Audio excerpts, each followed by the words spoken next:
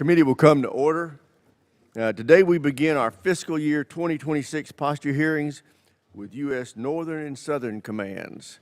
I want to thank our witnesses for their service and for joining us today and for the time it took to prepare for this hearing. It's very helpful. I appreciate y'all.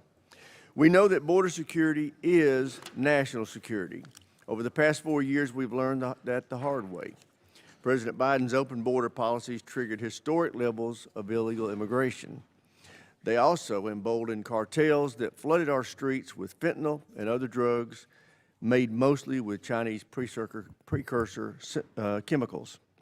The human cost has been staggering. In the 12 months ending October 2024, over 52,000 Americans died from fentanyl overdoses. Republicans have been unequivocal. The real fix had to come from the top, and President Trump delivered. Through decisive executive action, including authorizing the deployment of 7,500 additional active duty troops to the border, illegal crossings have plummeted. In February, apprehensions were down 94% compared to the year before, and dangerous criminals and gang members are being removed from our communities. But the job isn't done. I look forward to working with the President and my colleagues on a reconciliation package that provides the DoD the resources it needs to support civilian authorities in sealing the borders. Meanwhile, America's adversaries are developing and fielding more advanced air and missile capabilities. It is clear the Homeland is no longer a sanctuary. Chinese and Russian aircraft have ramped up activity around Alaska, including their first ever joint bomber patrol. North Korea keeps testing its long-range missiles, and there are signs Russia may be helping them. And China and Russia's strategic missile capabilities, including hypersonic weapons, continue to evolve rapidly. Amid these threats, it is alarming there is an effort afoot to auction off parts of the spectrum of DoD, and DoD needs to track incoming missiles. This spectrum supports most of our military radar systems, including our early warning and Homeland missile defense. Losing it would put President Trump's Golden Dome initiative at serious risk and undermine our security. Turning to Southcom, China's growing presence in our backyard is a direct threat to the United States. Through its Belt and Road Initiative, China is expanding its control over ports, space facilities, and 5G telecommunications in that region. It's also snapping up copper, lithium, and other critical minerals essential to its military modernization. These are not business deals, they're beachheads. In a conflict, these assets would be weaponized against us. That's why I support efforts to roll back Chinese influence in our hemisphere, especially in the Panama Canal. Thanks to this administration, U.S. investors are potentially set to take control of the Chinese-run ports on either side of this vital waterway. Panama has also quit the Belt and Road Initiative. Russia remains active in the region too, providing training and arms to Venezuela, Nicaragua, and Cuba, as well as spreading anti-U.S. propaganda. And the Kremlin is flexing its military muscle. Last summer, Russian warships conducted missile drills in the Atlantic before making a port call in Havana. It is critical the United States wins the strategic competition with China and Russia in the Western Hemisphere. I look forward to hearing from our witnesses and gathering their best military judgment on how we meet these growing challenges head on. And with that, I yield to my friend, the ranking member, for any opening comments he may have. Thank you, Mr. Chairman. I thank the witnesses for being here for our inaugural posture hearing for the new Congress. We have a lot of work to do in terms of looking at the budget, looking at our national security threats, and I think the chairman did a pretty good job of laying out what the concerns are in the North and Southcom region. Obviously, Homeland Defense is at the top of the list, and then organized crime that is involved in human trafficking and drug trafficking, and then the malign influence of China, Russia, and to some degree Iran in the region. On the border security piece, yes, there is greater security on the border. That is a good thing. I want to hear from Northcom about what DoD's role is going to be in that going forward. We have moved considerable assets down to that border. And as the chairman noted, illegal crossings are way down. Is that level of commitment necessary, and what is it doing to readiness elsewhere? During the first Trump administration, we used some of our military bases to house migrants. That undermined the readiness at those bases, the training that they were supposed to do. So how are we balancing that mission with this one, particularly in light of the reduced number of border crossings? Is this the best place to be spending our money? And then the real concern in all of this is partners and allies. As I said, I think the chairman laid out a really good set of priorities for what we need to do to protect the homeland and meet our needs in North and Southcom. But I'm really curious to see how people feel about partners and allies. The chairman mentioned Panama, for instance, as, moving out of the Belt and Road Initiative, and that's great.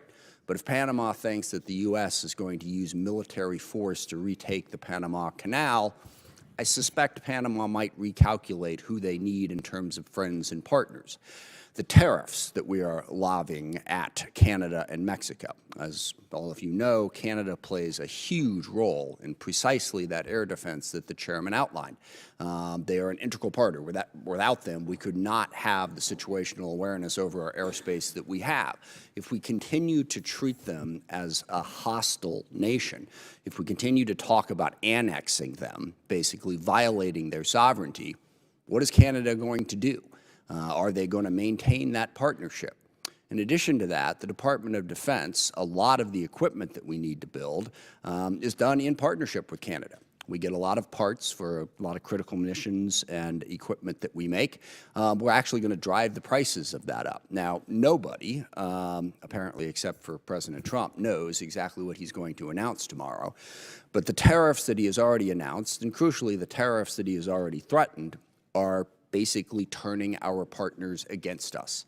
They are going to recalculate and figure out who their true friends and allies are. So I'd really like to hear from our witnesses, how are we going to navigate that? Okay, can America really go it alone in the world? Can we really tell the rest of the world basically to go to hell? We only care about ourselves. We don't care about you at all. What are the consequences going to be for our national security if we take that incredibly selfish approach? And if we basically tell the rest of the world that we've decided that we are no longer the leader of the free world, we are no longer here to help protect ideas, we are in it for ourselves, period, full stop, and that is all we are going to do. I think the consequences of that are going to be devastating to the national security of this country. So I look forward to this conversation to figure out how we can better navigate all of those challenges. And I thank the chairman for the time. I yield back. Thank the ranking member. It's now time to introduce our witnesses. We have Mr. Rafael Leonardo, who is performing the duties of Assistant Secretary of Defense for Homeland Defense and Hemispheric Affairs. Mr. Leonardo is accompanied by the Honorable Robert Salesis. He is currently Deputy Director of Washington Headquarters Services, but also has been advising the Secretary on border security issues. General Greg Guillot is the Commander of United States Northern Command and Northern Aerospace Defense Command. And Admiral Alvin Holsey is the Commander of United States Southern Command. Welcome, and Mr. Leonardo, we'll recognize you first for 5 minutes. Great, thank you, Mr. Chairman. Chairman Rogers, Ranking Member Smith, and distinguished members of the committee, thank you very much for the opportunity to testify before you today on the national security challenges faced by the United States and U.S. military activity in North America and South America. I'm honored to be here in the company of Admiral Holsey and General Guillot, with whom I've worked with very closely over the past 2 months to implement the President's agenda in the Northcom and Southcom areas of responsibility. I'm also grateful to have with me today Senior Advisor to the Deputy Secretary of Defense, Mr. Robert Salesis. He also recently performed the duties of Secretary of Defense and Deputy Secretary of Defense and was at the leading edge of advancing early administration priorities, especially our efforts to secure the U.S. southern border.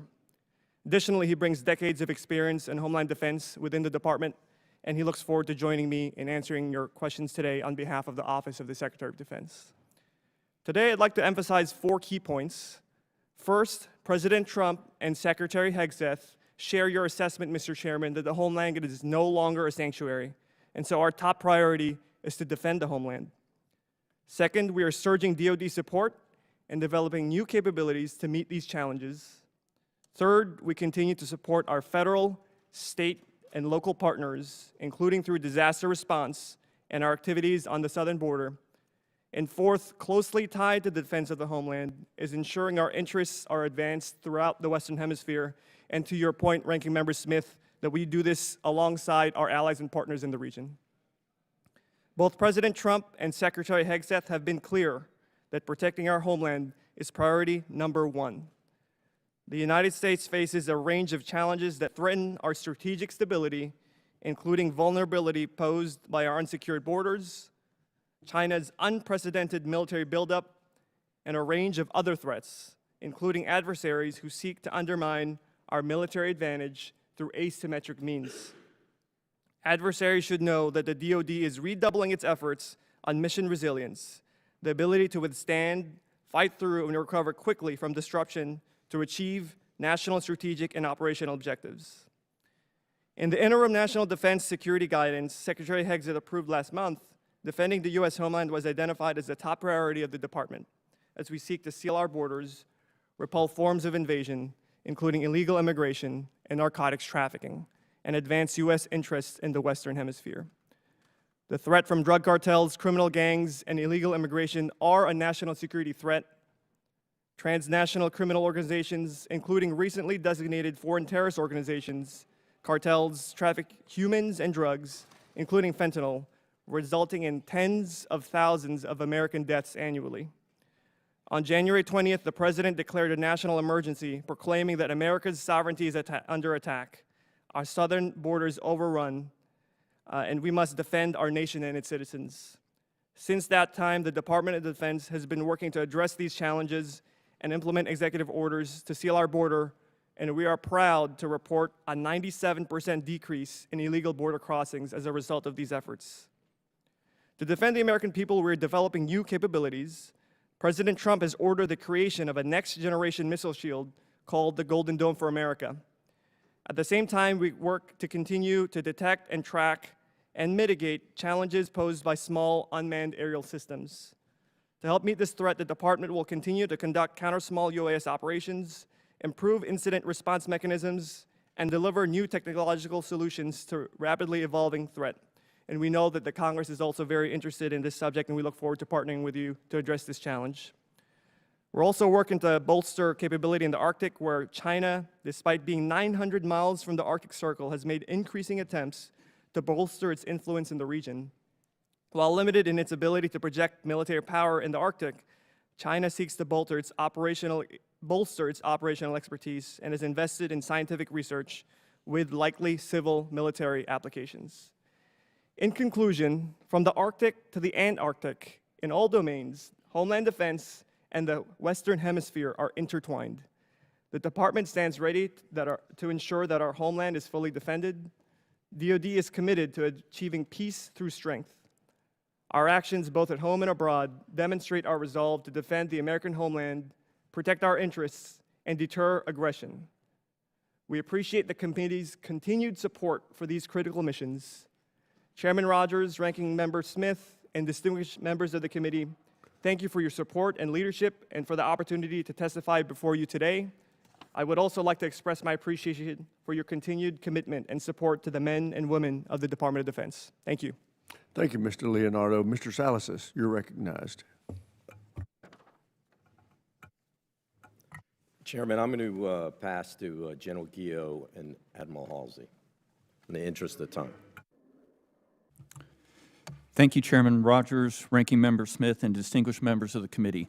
It's my honor to command the men and women of North American Aerospace Defense Command and United States Northern Command. I'm also pleased to appear alongside my Southcom shipmate, Admiral Bull Holsey, as well as Mr. Bob Salasas and Mr. Rafael Leonardo from OSD. I'd like to highlight 3 trends of particular concern for NORAD and NORTHCOM with direct implications on homeland defense. First is the growing cooperation between China, Russia, North Korea, and Iran to challenge the United States. While their cooperation does not approach the level of complete integration demonstrated by the United States and Canada, the transfer of weapons, military technology, and basing access is cause for significant concern. The associated risks to North America have also grown.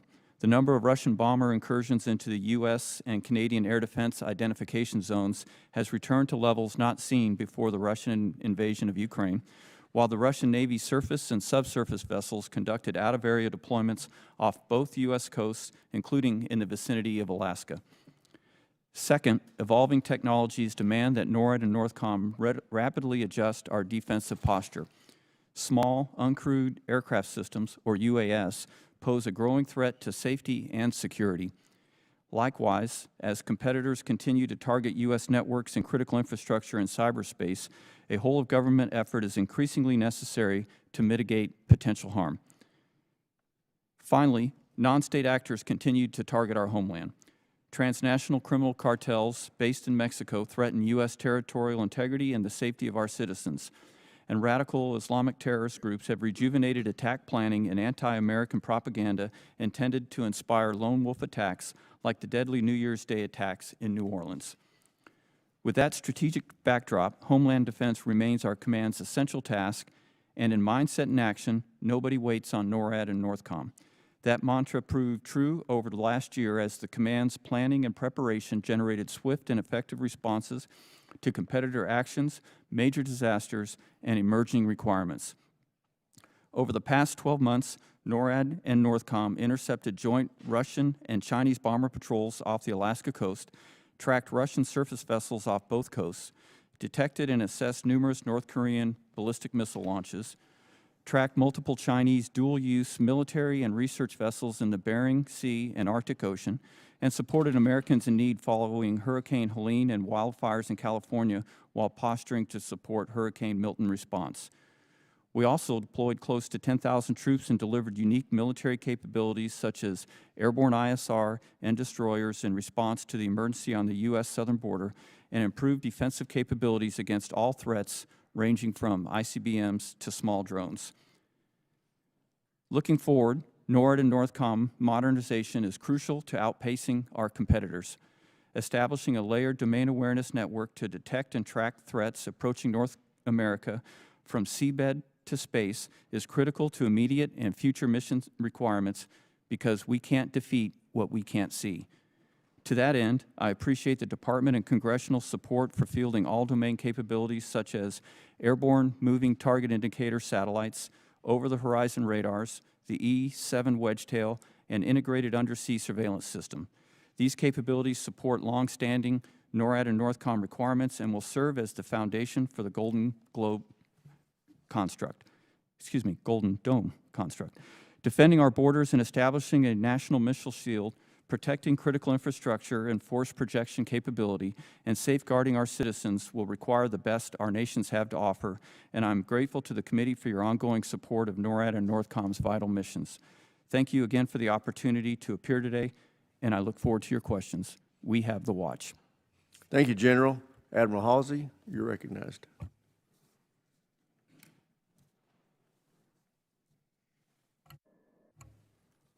Chairman Rogers, Ranking Member Smith, distinguished members of the committee, I'm humbled to appear before you today as the 33rd Commander of the United States Southern Command. We are a warfighting organization, and I've moved forward to lead this command's service members, civilians, contractors, and their families as we embrace our vision of a secure, free, and prosperous Western Hemisphere. I'm honored to testify alongside General Guillot, Mr. Salasys, and Mr. Leonardo as the relationship between United States NORTHCOM and United States Southern Command and our alignment with OSD is critical to the safety and security of our homeland. The United States and our partners in Latin America and the Caribbean are linked together not simply by history or geography, but cultural traditions, security and economic cooperation, and a steadfast devotion to democratic values. The enduring commitment to these values is the cornerstone of our collective partnerships. Today, this vision is imperiled by a host of threats. These threats include strategic competition from China and Russia, the impact of transnational criminal organizations, and the complex transboundary challenges to include irregular migration, natural disasters, eroding democracies, food and water insecurity. China, our pacing threat, continues its methodical incursion into our shared neighborhood, exerting diplomatic, informational, military, economic influence to export its authoritarian model to the region. Most focus to the east and west when they think about great power competition. A look to our south reveals that China has already established a presence. Its predatory and opaque investment practices, resource extraction, potential dual-use projects from ports to space threaten the security and sovereignty of our partners while jeopardizing the United States' national security. Simultaneously, Russia supports its traditional partners in Cuba, Nicaragua, and Venezuela, using malign propaganda, military engagements, arms sales, and force projection. Moscow is attempting to undermine the United States' leadership, interests, and influence in the region. Meanwhile, transnational criminal organizations continue to fuel instability throughout the region. They exploit the permissive environment to engage in brutal violence, illicit trafficking, and other criminal activities that undermine the rule of law, disrupt legitimate government functions, and are having devastating effects that have spilled over into our homeland, destroying lives. Border security is a concern for us all. SOUTHCOM recently stood up Joint Task Force Southern Guard at Naval Station Guantanamo Bay in support of the Department of Homeland Security to safely and humanely hold illegal aliens until they are returned to a country of origin. Our time is now. Deliberate and meaningful action to address these threats is required, or this region, our neighborhood, will continue to change. Partnerships are our most effective approach to countering shared economic and security concerns. They enable our enduring trust in the region. However, we cannot assume that that will always be the case. To be a trusted partner, we must be credible, present, and engaged. During my tenure at SOUTHCOM, I've witnessed how our enduring presence builds trust. As a result, our partners prefer to work with us over China, Russia, and other nations to overcome their most pressing challenges. SOUTHCOMs continue to stand shoulder to shoulder with our partners. We have and will continue to respond rapidly to crises in any form. Together with our partners, we are building their capability and capacity to mitigate, respond, and recover from our collective threats. Sustained investment in security cooperation, combined in joint exercises, disaster assistance, among other initiatives, enable us to deliver and innovate at the point of need. As the Department sharpens its warfighting edge, I'm grateful for the continued support of Congress. This support is vital to defending our democratic principles and interests that underpin the stability and prosperity of our region and ultimately the security of our nation. Thank you again, Chairman Rogers, Ranking Member Smith, and members of the committee for this opportunity. I look forward to your questions. Thank you, Admiral, all of our witnesses, and I recognize myself for the first set of questions. General Guillot, how have the cartels in Mexico responded to our shutting down our borders? Chairman, there's two primary ways that we've seen them respond. First is they're trying to find new ways to get their products, whether that's drugs or people, across the border because of the SEAL efforts that have gone on over the last 2 months. And that's also forced them to have more cartel and cartel violence, as the limited ability to get across the border has forced cartels to incur onto other cartels' territory to try to get across. And so we're seeing an increase in that violence as well. Admiral Holsey, how would you say that the cartels in Central and South America have responded to our closure of our borders? What behaviors have changed, if any? I think the first thing we're noticing, Chairman, is the throughput or lack of throughput through Darien region right now. We can take a look at the cartels and the smuggling, human trafficking. We know that it's down. We know that Panama has worked very closely with us on that. With regard to the cocaine piece itself, we continue to see a record pace of cocaine. The price of cocaine has dropped. So the cartels are trying to find ways to get after that. But we have been very deliberate with JAD of South, which is a gold standard for interdiction. And they have been able to stop record pace at this point over 190 metric tons. We're on a record pace to exceed what we did last year. So I think we're responding to it, but more resources will definitely help. Great. And I would ask this question of both General Guillot and Admiral Holsey in a yes or no answer. Is the current DOD acquisition system getting you what you need when you need it? General Guillot? No, Chairman. Admiral Holsey? No, Chairman. And General Guillot, you heard me make reference to the auction, the potential auction of DOD spectrum. I'm concerned this would jeopardize President Trump's Golden Dome initiative's ability to track incoming missiles. Do you have that concern as well? Chairman, I have that strong concern. Almost all the systems that we use for Homeland Defense rely on that part of the spectrum that's being considered to be either sold or shared. Great, thank you. Mr. Leonardo, how long will it take to provide steady state southern border security, and what is your estimate of how long and how much it would cost to execute that? Yes, Mr. Chairman, thank you for that question. We've been at this mission for about 2 months, so we're still continually assessing how long it might take from a steady state perspective, but that is definitely the goal, is to get it to steady state in return. As you know, the Department of Homeland Security is the lead federal agency, and we're in support, so we'll continue working with them to assess what their ongoing need is. I will say, as far as costs go, we did speak with our OSD comptroller counterparts this morning, and so far the cost is $376 million. So we expect that continued state of spending to take place. You know, I took a Codell down to Gitmo recently, and right after that, the limited number of people that were there were removed, apparently back to their original country, and I understand that it's very low volumes now. Do you anticipate there being a steady flow of removals from the continental United States to Gitmo, or is that going to continue to be sporadic? So all of the folks who are sent to Guantanamo Bay are selected by the Department of Homeland Security and are on final orders, supposedly to head to their ultimate destination. So we're continuing to work with the Department of Homeland Security to determine who should be sent there, and we're in support of their determinations, sir. So you don't really know if there's going to be a steady stream or if it's going to continue to be sporadic?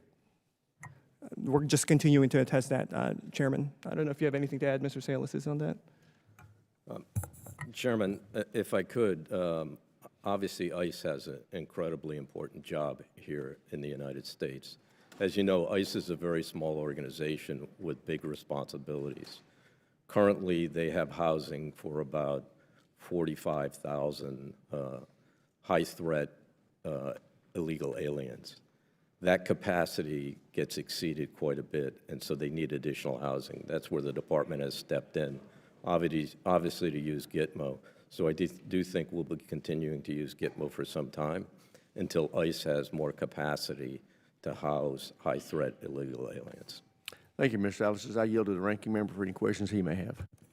Thank you. Actually, I was curious about the acquisition reform question for both General Guillot and Admiral Holsey. You said, no, it's not adequate. How would you change the acquisition system to make it more adequate for your needs, both of you? Congressman, I think it's receptive to our requirements. My concern is the time it takes from the requirement process to go in until the capability is fielded. I don't have the expertise to tell you what needs to change in there, other than we need the required equipment faster. I'm sorry, but I find that statement a little hard to believe. You're a four-star. You've been doing this for a long time. You've got at least a little bit of expertise as to how the acquisition process is harming you, I would think. And we're very interested in this committee and how to change it. I mean, you're an end user here, so you've got to be looking at this a little bit. Can you give us a little something more about what you think should be changed about the process there? Well, Congressman, I would say that I think the requirement process is solid, but the time that it takes for it to go through and I got that. I know it takes a lot of time. In fact, and it's just really important, I think, for everyone here. I think those two statements are in direct contradiction. The requirements process isn't solid if it's requiring us to take so much time to get us what we need. No, I mean, that's kind of where the problem lies, and I would hope we would want to change that process so that it didn't take so much time. the time to establish what the requirement is, I think, is solid, sir. What takes long after that is to go through the development and procurement and delivery process is the concern that I have. Admiral Halsey. Yes, Congressman, 2 points I would make. One, as I look in this region, I must be credible, present, and engaged. The thing I'm looking right now is counter-UAS technology. I need more of that. I need it quicker, and we need to find a process to get after that from an acquisition standpoint. There are a lot of innovative solutions out there, and I'll continue to work towards that. From a ship maintenance standpoint or ship delivery standpoint, I need ships. I need to be, again, credible, present, engaged to get after TCOs, to get after counter-drug threat. That's just 2 points I would make. I'm sure I can find some more points with aircraft as well. For what it's worth, I think the requirements process is killing us. It is too cumbersome, too long, too much detail. We need to more quickly buy commercial, off-the-shelf solutions, not rely so much on programs of record and requirements. And again, as the end users, the degree to which in the building you can help make that argument, that's going to help us get you the stuff you need faster. General Guillot, talk to us about how Canada and the U.S. partner on our air defenses. Congressman, Canada and the U.S. are part of the only binational command in the world, NORAD, and have been for almost 70 years. So the air defense, aerospace control, and maritime warning mission are shared between Canada and the United States through NORAD. And so we're integrated at all levels in that mission. And if Canada were to drop out of that, how would that change our mission in terms of being able to protect our airspace? Well, sir, the primary way it would be is the northern approaches would be severely under-resourced, and we would lose a significant amount of domain awareness and response in the northern approaches, which is the fastest and the easiest approach for adversaries to take to North America. And Mr. Leonardo, on the border costs, you said it's $375 million to date, as like the last 2 months. How many DoD personnel are committed to the border at this point? I believe the figure is approximately 6,600 active duty soldiers, but I would yield to General Guillot, who may have the more accurate details. Sir, it's approximately 6,700 on the Title X forces are on the border, and then up to 10,000 have been ordered, and the remainder are in process of moving down to the border. Right. And do you have do they have a specific time period at this point? How long we're going to have 10,000 people at the border? Sir, I'm glad to answer that.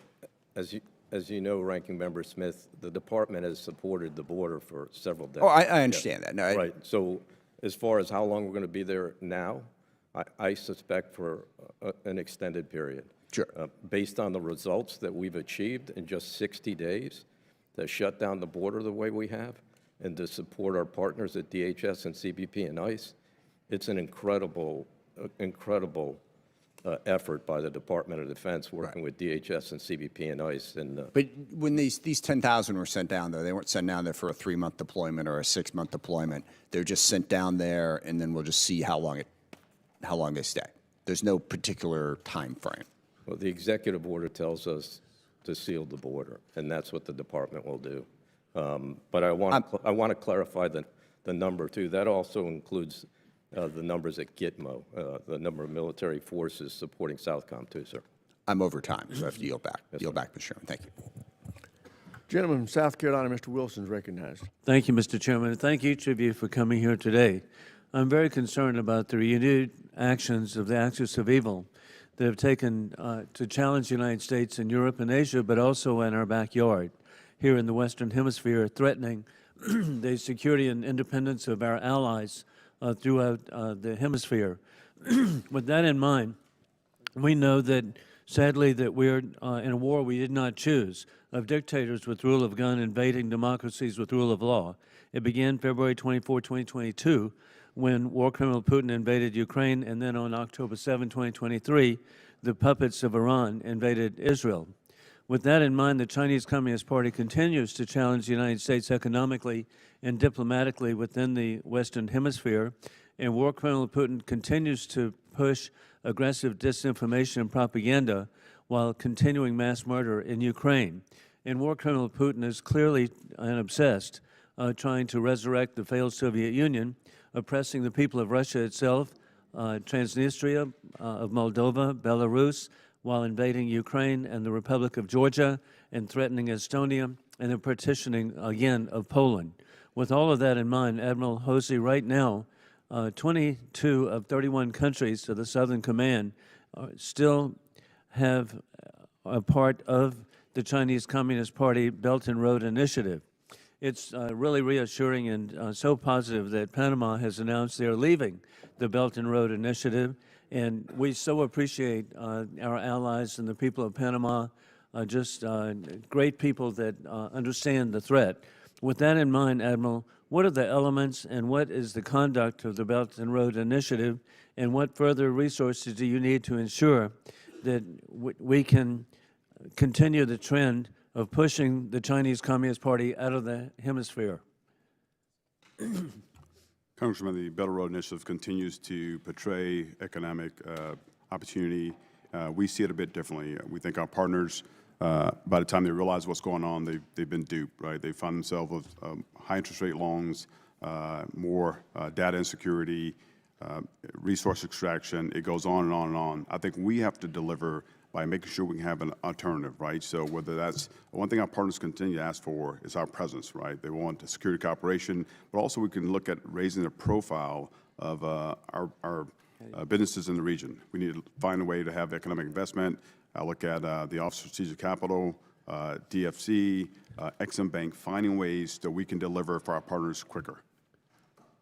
Thank you very much. Indeed, that's so important. And I do want to reiterate again how important Panama is and what a great model that can be for other countries of the hemisphere to have their economic independence to work freely in the world. General Guillot, over the past few years, we've seen Russia, China, and Iran continuously extend their reach into the Western Hemisphere. We've seen the Iranian Navy send warships into the Southern Hemisphere along with the Chinese Communist Party and war criminal Putin continuing to increase military cooperation in the Western Hemisphere, with Russian ships docking in Havana, maintaining the communist Cuban dictatorship. And we, again, can see that his resurrection of the failed Soviet Union includes sustaining the very few murderous allies they have in the world, sadly beginning here in our hemisphere with Cuba. Is the increasing reach and cooperation between our adversaries a growing concern for the Northern Command and our Aerospace Defense Command?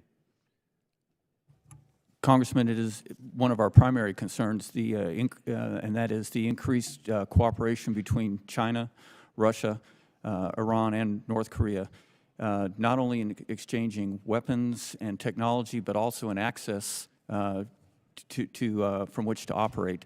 As I mentioned, the number of incursions into our air defense identification zones over the past year has reached a level that exceeds what it was before the invasion.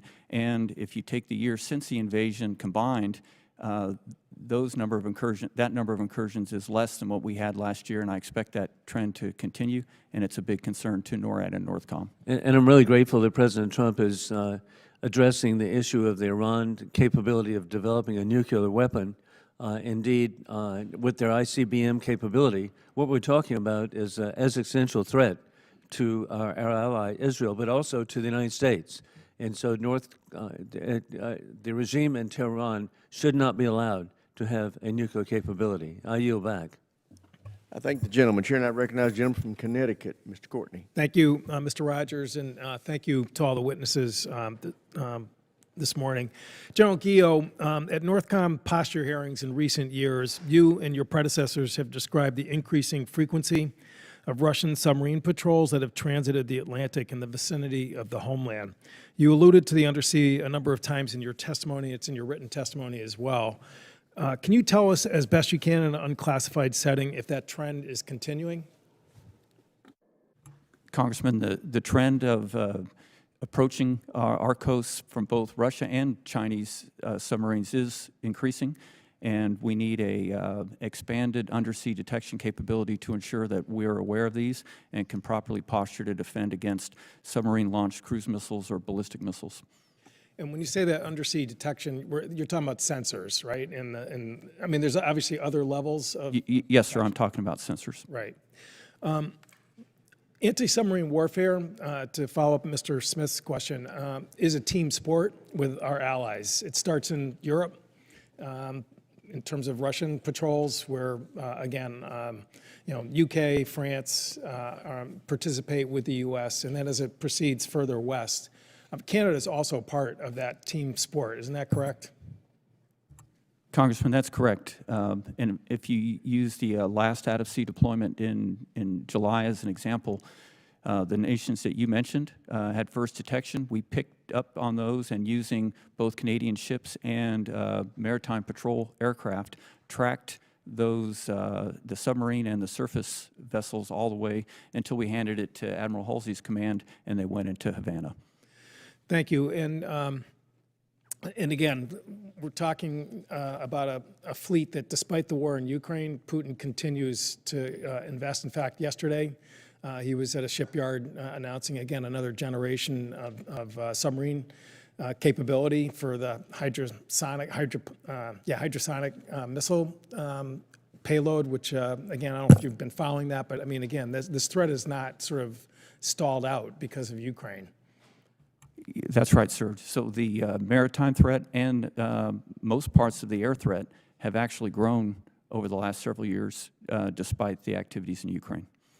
So again, the focus in terms of just what are the most effective ways to counter that clearly requires a multinational effort. And I mean, the good news is that we've had good participation in recent years. And I just want to associate myself with Mr. Smith's remarks that this trade war that has started is just a complete needless impediment in terms of, having maximum levels of participation. I mean, seeing yesterday the pictures of South Korea, Japan, and China announcing jointly an anti-U.S. tariff initiative with the leadership of the three governments shaking hands, honestly was sickening. And again, we've really got to do more as a Congress, as a co-equal branch of government, to try and rein in what I think is just a really negative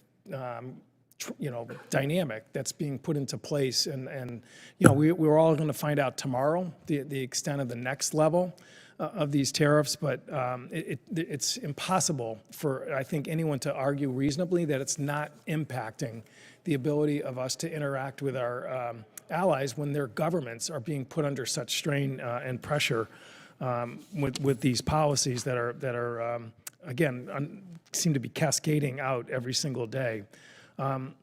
So, and again, just Admiral, the general referred to the fact that the Russian naval presence does make its way into your area of command. Maybe you could just sort of allude to that in my final minute. Yes, Congressman. Since 2008, we've had over 40 Russian air deployers into the region. So again, working with us, Northcom, we make sure we do some type of relay to make sure we can keep pace on those. I would say that we have to continue to have presence, and again, presence is power. We have to meet presence with presence. And if we don't do that, then we're going to cede the space, right? So we have to make sure we stay in their face and have assets ready to engage. No, and Southcom usually has been the poor cousin in terms of Navy sort of allocation of ships. And so, I mean, I think your point, I think, is really an important one for us to hear. And with that, I yield back. Yeah, and we need to change that. There's a lot more resource needs to be going to South America, our presence there, than we've been doing in the past. Same thing with AFRICOM. With that, I'll recognize the gentleman from Georgia, Mr. Scott, for 5 minutes. Thank you, Mr. Chairman. I'll also want to reiterate the importance of the Western Hemisphere working together to combat the axis of evil, as we've called it in the past. Admiral Holsey, I want to start with you. You're from Peach County, Georgia, just outside of my district, but I go through it a couple of times a week, home of Fort Valley State Bluebird Bus Company, so welcome to Washington. You're from a great part of the world. I want to talk with you a little bit about drug interdiction and what percentage of drug trafficking activity do you estimate that Southcom is able to observe and collect intelligence on with the ISR and other assets that you have? Congressman, we typically can action about 10% of what we see. So again, I think we have to be consistent, present, and engaged with this piece. And so more ISR assets definitely required to get after this. Okay, so I want to reiterate for everybody who's listening that of the drug trafficking that we see, that we have actionable intelligence on, we only have the assets to stop about 10% of it, even when we have actionable intel. And that's correct, sir. What additional assets and authorities do you need to move that from 10% to 25%?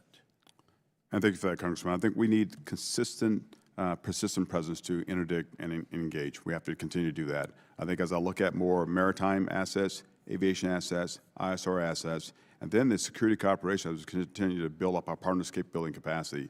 Over 80% of our interdictions last year, our partners actually help us that, and that's based off our security cooperation. But definitely at this point, more aviation assets, more maritime assets to stop the flow. And we also have something called a ship special mission, which actually takes our partners out with interceptors to get after the fight. Right now, we're on a record pace, but I know I can do a lot more with a lot more assets. Okay. So we talked about the assets. Do you have all of the authorities that you need to sink the Pangas? Yes, sir, I do have the authorities. We do warning shots and disabling fire from time to time, but no authorities for kinetic. That's not what we're doing at this point. But we are, again, we do warning shots and disabling fire. I think for some of us, we see sinking the Panga as actually saving lives because of the tons of drugs that come into the United States and the damage that it does inside America. With that, I'm going to shift over to you, General Guillot. You've got General Tom Carden working with you, one of the finest people I've ever met, National Guard, Georgia National Guard, and he speaks highly of you, so that's kind of all I need to know about you. When we talk about threats to the homeland, no one understands the whole picture of our supply chain vulnerabilities against the PRC with respect to IT, software, and hardware with our critical infrastructure. But we do know that we're vulnerable. What advice do you have for us, or recommendations do you have for us to ensure the defense and security of our nation's infrastructure against the PRC's non-kinetic threat? Congressman, first, thanks for pointing out the outstanding service of Lieutenant General Tom Carden. He is a phenomenal deputy commander and leader, as you mentioned, and we're very fortunate to have him in our command. Regarding defense critical infrastructure, I feel that I look at it in two different ways. One is the cyber threat, and then the other is the physical threat. For the cyber threat, I'm very encouraged by the relationship that Northern Command has with Cyber Command and CISA to address not only the DoD networks, but the critical infrastructure and the defense industrial base to ensure that they're protected from hundreds and thousands of attempted cyber attacks that happen each day. People ask often if the Homeland is under attack or what would it take for the Homeland to be under attack. We are under attack every day in the cyber domain, as you pointed out. The physical threat... I'm down to about 20 seconds, but I just want to reiterate what you've said. We're under attack every day, predominantly from China and China's proxies in our infrastructure systems, both in our defense systems and in our civilian systems that we depend on. In the cyber domain, yes, sir. Yes, sir. Absolutely. Thank you very much, Mr. Chairman. My time's expired. Chair, and I recognize the gentleman from California, Mr. Carbajal. Thank you, Mr. Chairman. We can clearly see that the Belt and Road Initiative in South America has been a goal for China that continues to come to fruition. I would say they have been successful as some of these countries have withdrawn the recognition of Taiwan. Both China and Russia negotiate with the governments of South America to build up military and commercial interest in those countries. Let's compare that to our own foreign aid, which has been decimated over the last few months, significantly weakening our soft power and allowing China and Russia, in turn, to further solidify their influence.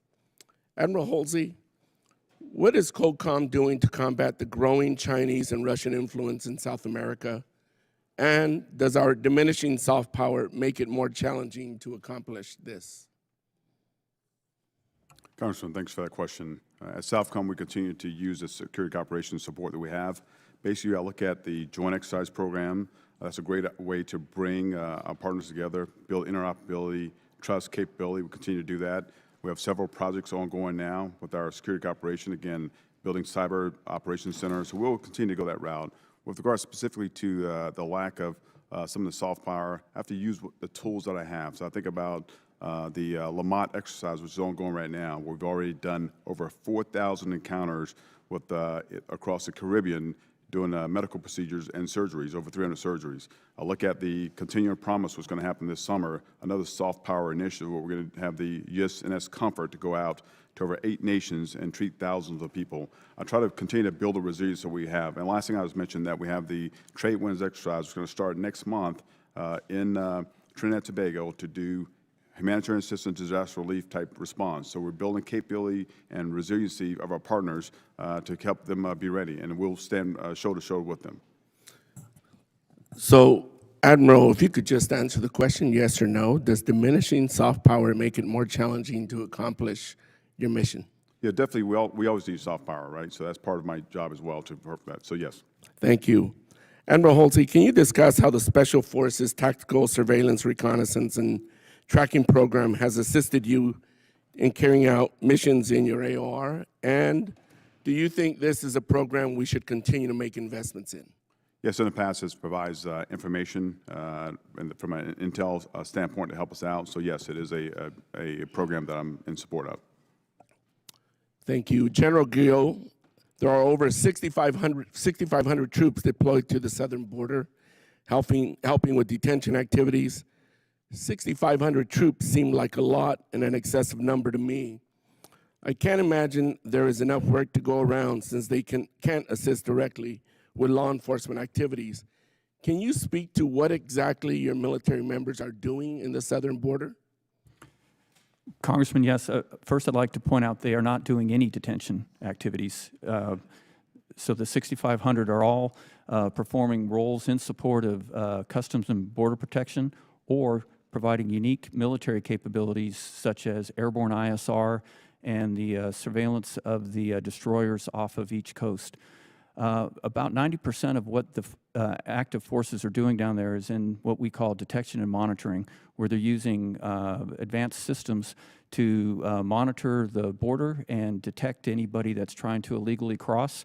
And as you pointed out, once they see that, they vector in the Border Patrol or a proper law enforcement agency to actually make the apprehensions.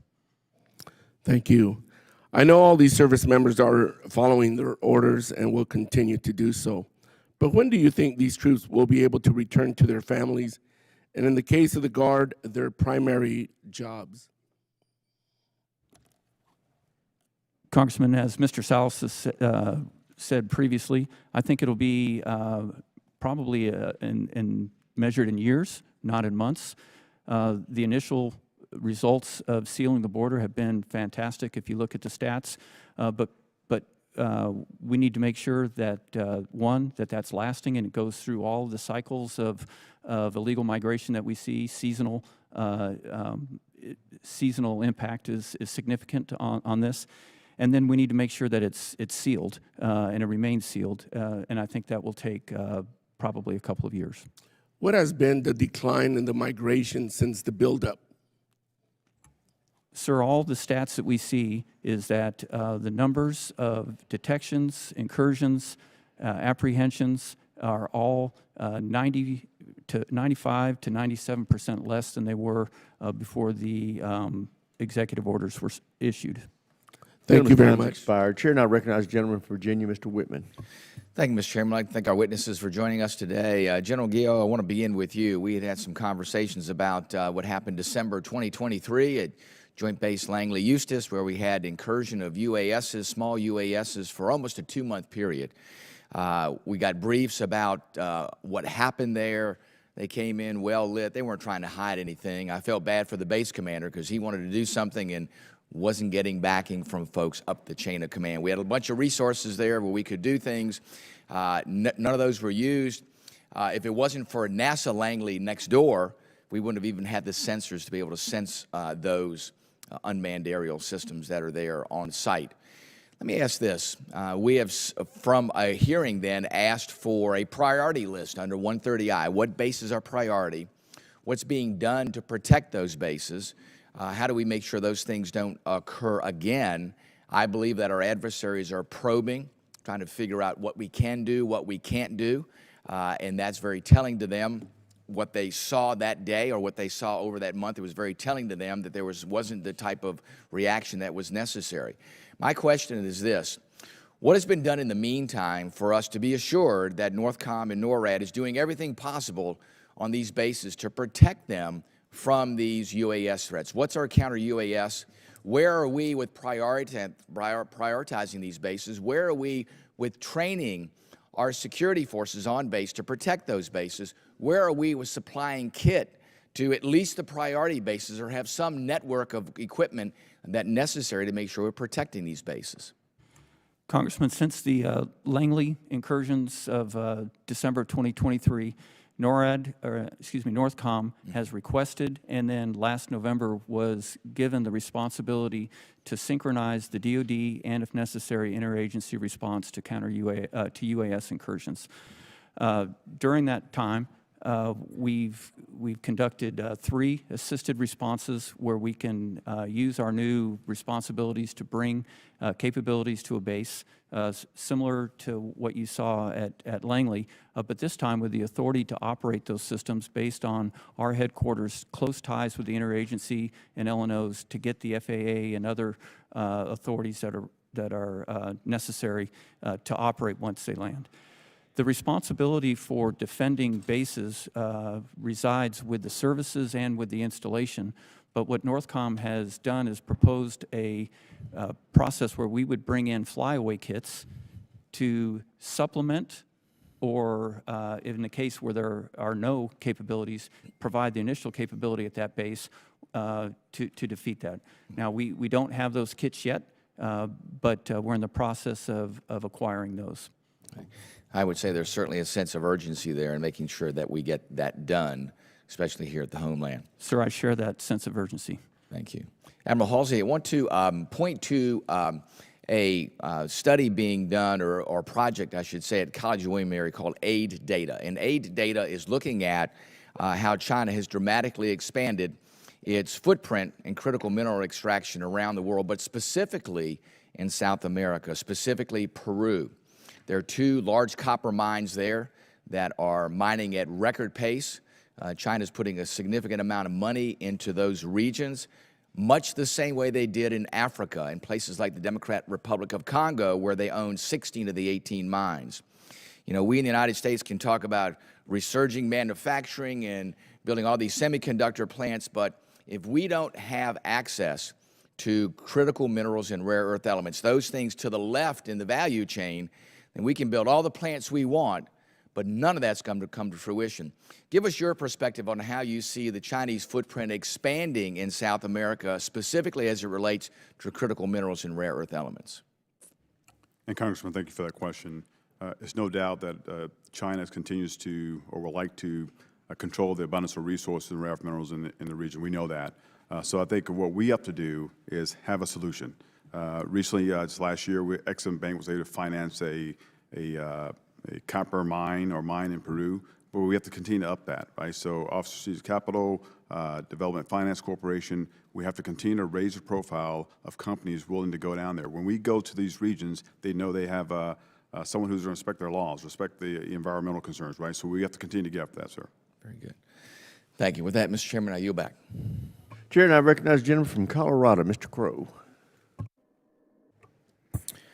Thank you, Chairman. Thank you to all of you for your testimony today. General, I wanted to start with you. The Air National Guard plays a very critical role in America's national security. However, of the current 25 Air National Guard fighter squadrons, 15 do not have a recapitalization plan, including the 140th Wing of the Colorado Air National Guard, headquartered at Buckley Space Force Base in my district. That's why my good friend Don Bacon and I introduced a bipartisan legislation to stop the decline of fighter readiness and stabilize the Air Force fighter force structure across the active duty, Guard, and Reserve components. Your written testimony stated that the Air National Guard is critical to generating greater readiness against high-end threats through enhanced campaigning and training while remaining available to NORAD when indications and warning triggers are met. I, of course, couldn't agree more with you, as Mr. Bacon and many of us on this dais have advanced just that cause. So being in Colorado and being in close proximity to the 140th Wing, your predecessor testified not too long ago that it was key to have a fighter wing at Buckley Space Force Base to protect all of the stuff within the western United States, including the mini facilities in Colorado. Is it your opinion that that is still the case, that having an alert squadron in close proximity to NORAD and NORTHCOM and the facilities in Colorado and surrounding communities is still essential? Congressman, absolutely. The Buckley unit is an outstanding unit, does a fantastic job in air defense, and they're critical to protecting not only Colorado, but the region's critical infrastructure. And if there weren't a unit at Buckley, what would be the next closest unit? It would most probably be Tucson or Tulsa. Okay, a considerable distance. Yes, sir. And we map that, sir, all the time with you know, the range of the aircraft, how far they can fly, unrefueled, refueled, and keeping Buckley and the capability they have there is essential for our air defense as well as for critical infrastructure. Thank you. And you know, the projections were, I've seen a couple of different scenarios that if the 140th wing isn't recapitalized and phases out, they would still have to then have a rotational unit. Because of the things you just described, there would still have to be fighter aircraft there that would have to be rotated in, and that has costs to it, right? In fact, in some ways, rotating in units is more expensive than just maintaining a permanent unit. Yes, sir. The location is critical, and as you said, if the Buckley Guard unit weren't there, we would have to rotate a unit in, and you lose a lot of efficiencies and effectiveness when you rotate versus having permanently based. So it sounds like your professional military opinion is that it's essential to have a unit at Buckley to protect the homeland and the western region. Yes, sir. That is correct. Okay. Thank you, General. Admiral, to you, can you explain to me the current security situation in Colombia? I've been watching Petro administration with a lot of interest over the last couple of years. It appears to be degrading pretty rapidly. I would just love your thoughts on the situation in Colombia. Thank you, Congressman. I think it's a very challenging problem set. We'll share with you that I think from a multi-mil relationship, we're very tied and very tight. I can tell you right now, they're in a fight today. When it comes to the counter-TCOs, ELN, FARC, we continue to support them with our current authorities. But I think that it becomes more tenuous every day, but they are in the fight. They're committed to working with us, one of our strongest partners in the region. And what more should we be doing to engage and to assist our Colombian partners with that deteriorating situation? I think across the spectrum, it comes back to security cooperation, our partnerships, right? So whether it's joint exercise training, we do joint exercises, whether it's the different type of hardware and equipment, we can give them intelligence sharing, and we'll continue to do that. But we have to continue to stay at the forefront and understand their needs and work with them. And you've also mentioned in your testimony that diplomacy and non-military means of engagement are essential for you as a combatant commander. Does that remain true, and is that an essential tool for you that we continue to invest in humanitarian and diplomatic efforts in the Southern Hemisphere? So I think it's a whole of government approach, right? So I think we have to work across the whole of government. I think from a Department of State, having our diplomats in place, and then working with us, right? So again, I have a very small footprint as far as forces, so every engagement, every handshake, every look in the eye matters, so we have to be very committed and continue to do that. Gentleman's time's expired. Chair, and I recognize the gentleman from Mississippi, Mr. Kelly.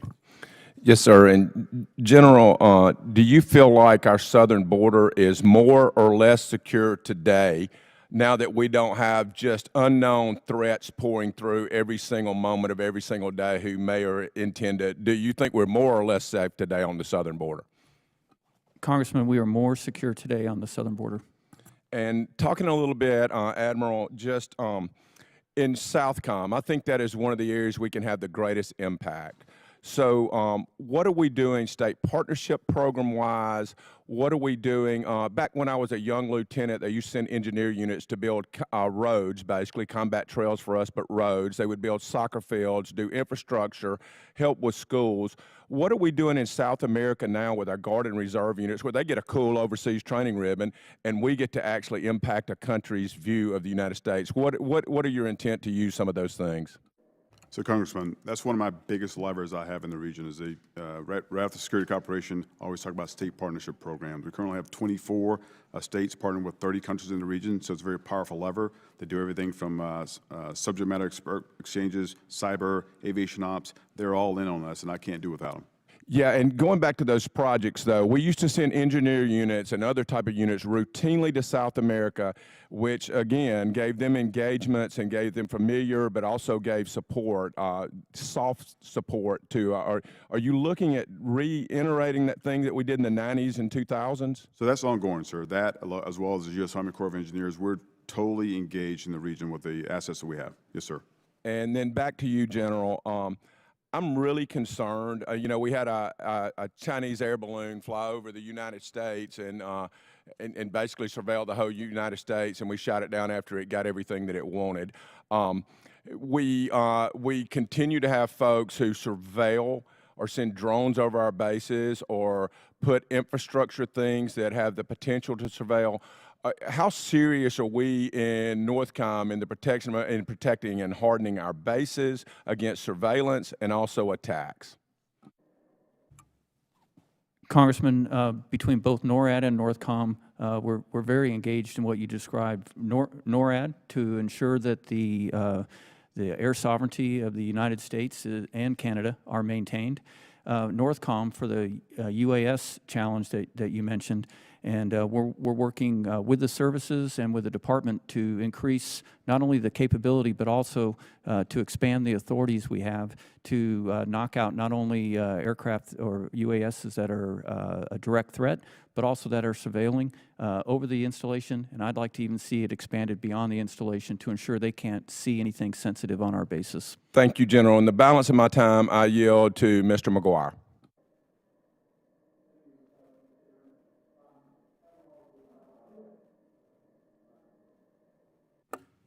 The new guy. All right. Admiral Holsey, U.S.-sanctioned Iranian warships have been spotted in your AO over the last few years. Last May, an Iranian warship reportedly equipped with long-range missiles crossed into the southern hemisphere. How troubled are you by this increased Iranian Navy presence in or near your AO? I'm always concerned, right? So again, we must be credible, present, and engaged. I can't be more clear about that. So when it comes to resources and assets to meet presence with presence, we must do that. Again, this will be for Admiral Holsey and Mr. Leonardo. Under the Belt and Road Initiative, China has established itself as a dominant player in telecommunication infrastructure throughout Latin America. How could China use their command of Latin American telecommunications and infrastructure to threaten America's network? Thank you for that question, Congressman. As you know, the President is the first of many to finally place a high emphasis on the Western Hemisphere, given how closely connected it is to the defense of the homeland. And with his increased focus, just specifically on Panama, for example, working with those partners over there, they've successfully withdrawn from the Belt and Road Initiative, knowing that that influence in that region, particularly with the Panama Canal, would be extremely detrimental to American interests. So I think the administration is very proud of that increased emphasis on that and making sure that we encourage our partners in the region to withdraw. Admiral? So we're laser focused on the possible Chinese incursion from the standpoint of cyber, right? So when you put Chinese technology on your critical infrastructure, whether it's 5G or safe city, smart city technology, our job is to try to illuminate and make sure our partners understand what they're dealing with, and then try to find an option, right? So again, some of our partners work very closely with us. We do cyber exchanges all the time. Every exercise we do has some cyber component to it to try to make sure we can help our partners. Gentleman's time's expired. Chair, and I recognize General Lee from California, Ms. Jacobs. Thank you, Mr. Chairman. General Guillot, I'd like to follow up on some of the questions that my colleague asked. You specifically said that DOD will not be doing any detention of migrants at the southern border, but we've seen recent reporting indicate that the administration intends to use active duty military personnel to hold migrants at the border. So could you talk about what exact activities constitute holding migrants if troops are explicitly not detaining them? Congresswoman, I said that we are not currently doing any detention, and I have no orders to conduct any detention. Okay, and are military personnel currently or will they at any point be responsible for physically transporting migrants from one location to another or facilitating their transfer into DHS custody? Northern Command Title 10 forces at this point are not allowed to transport any migrants, illegal aliens, or other. Okay, great. And will military personnel be operating checkpoints, conducting crowd or traffic control, or performing any surveillance of migrants or border area residents? Well, to the first two, the answer is no. Can you repeat the last part, please, ma'am, on surveillance? Sure. So they will not be conducting checkpoints, conducting crowd or traffic control. Will they perform any surveillance of migrants or border area residents? Well, we do detection and monitoring, which includes surveillance of the border and the region near the border to ensure that no illegal crossings are either underway or about to happen. If we detect those, we notify the Border Patrol and they take any action necessary. But the action is not taken by the Title 10 forces. Okay, thank you. And so then do troops have access to DHS surveillance tools, databases, or intelligence systems that collect or store information about U.S. citizens or lawful border residents? No, we are very careful to ensure that we follow all intel oversight requirements, and we regularly inspect to ensure that all of the Title 10 forces that are in support of the Border Patrol follow those rules. Excellent. And then when your military personnel come in contact with a migrant, they are not eligible to detain them. But what happens if Border Patrol personnel are not immediately available? What are the processes? Congressman, what they do is they continue to surveil them using the sensors and the systems that they have so they can give updated locations to the Border Patrol agents. But as you mentioned, they will not stop or impede the illegal migrants. That's only a law enforcement action. Okay, excellent. And as you know, General Guillot, the law is quite clear on this, right? The Posse Comitatus Act explicitly states that it shall not be lawful to employ any part of the Army of the United States as a posse comitatus or otherwise for the purpose of executing the laws, except in such cases and under such circumstances as such employment of said force may be expressly authorized by the Constitution or by an act of Congress, and no money appropriated by this act shall be used to pay any of the expenses incurred in the employment of any troops in violation of this section. General, can you explicitly assure this committee today that NORTHCOM's activities at the border fully comply with this law and that under your command, our military personnel will not be put into positions that compromise the foundational principle separating civilian law enforcement from military authority?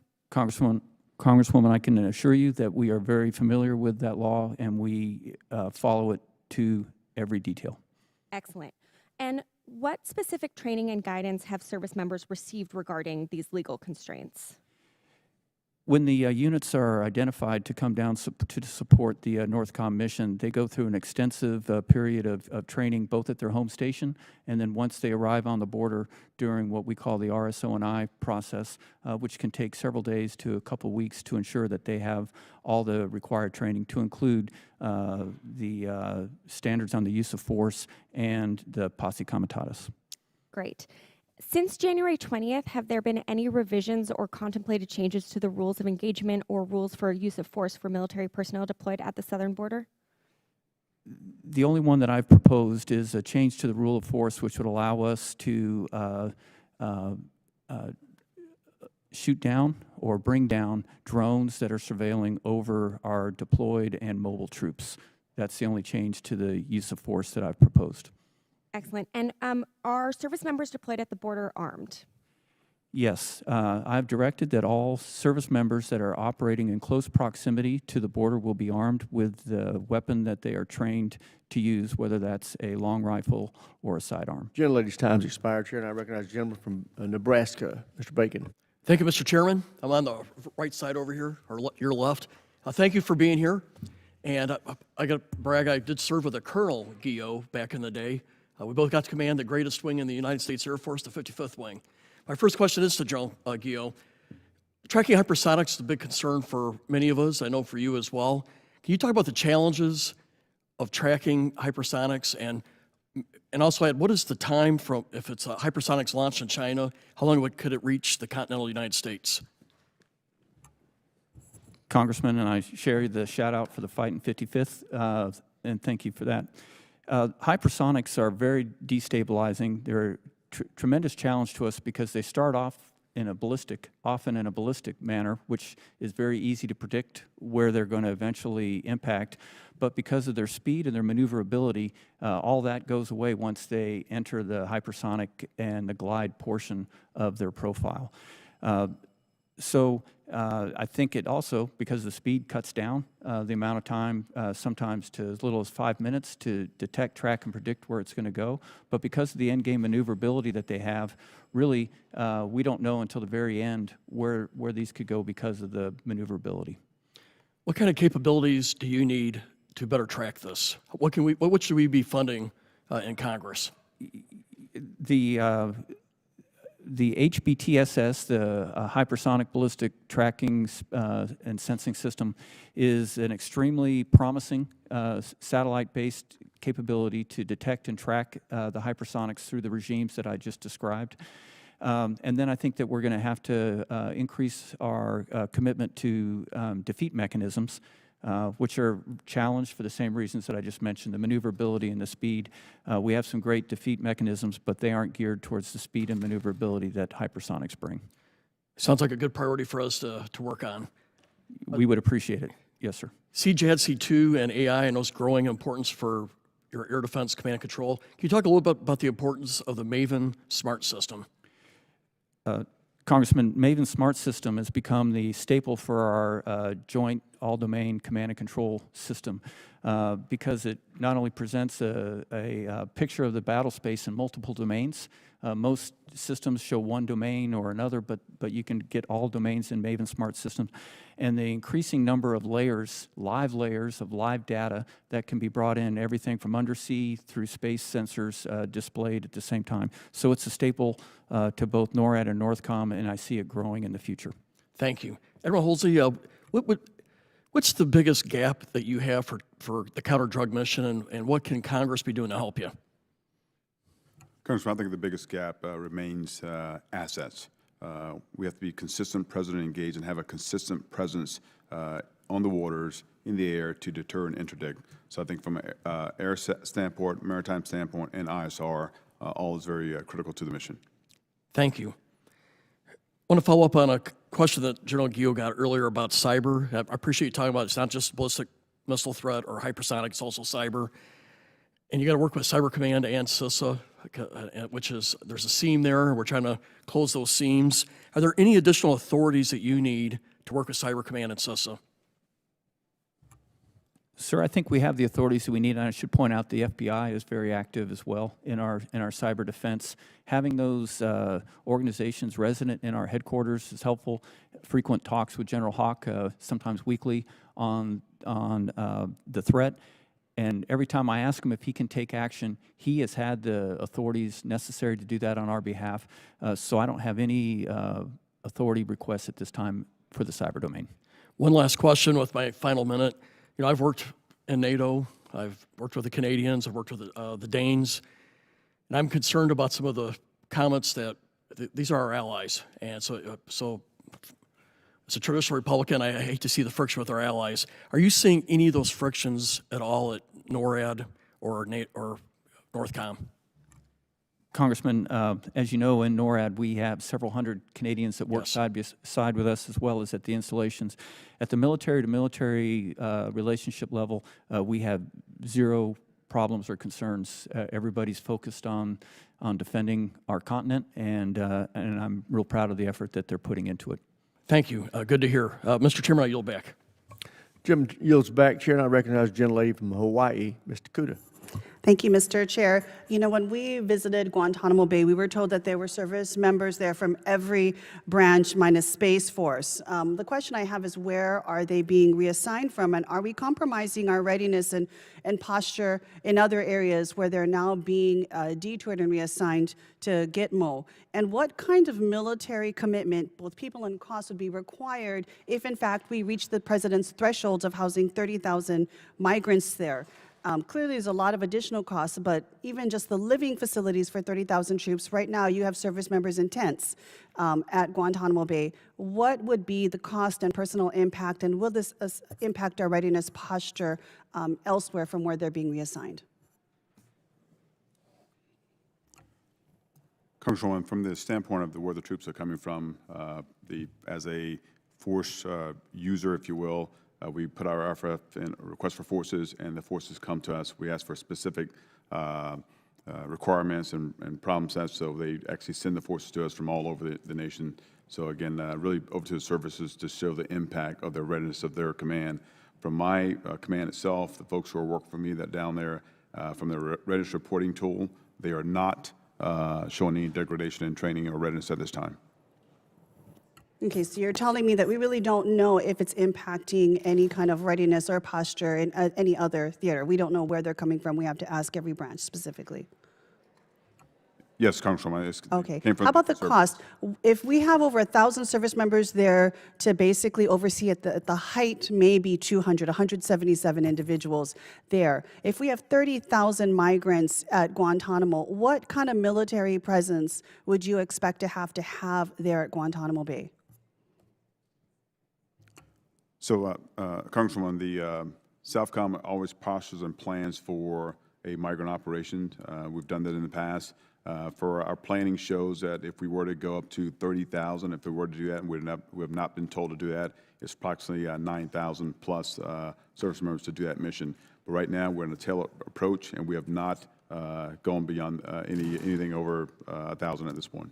Okay, so the president has said 30,000 will be at Guantanamo Bay. Everyone's talking about meeting the president's mission. You're saying it's 9,000 service members. What's the estimated cost, and is that inclusive of their housing, their meals, transport, all of these different things? Congressman, I don't have the cost If someone could get me that, if you have the projection scenario of 9,000 service members, there must be at least a back of an envelope estimate on cost.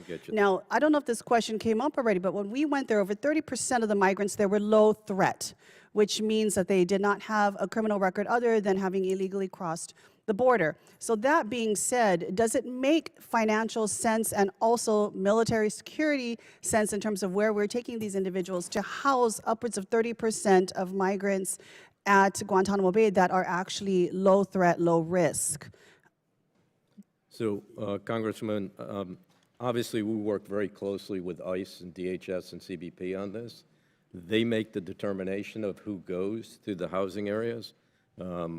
And obviously there's a capacity issue for housing that they have.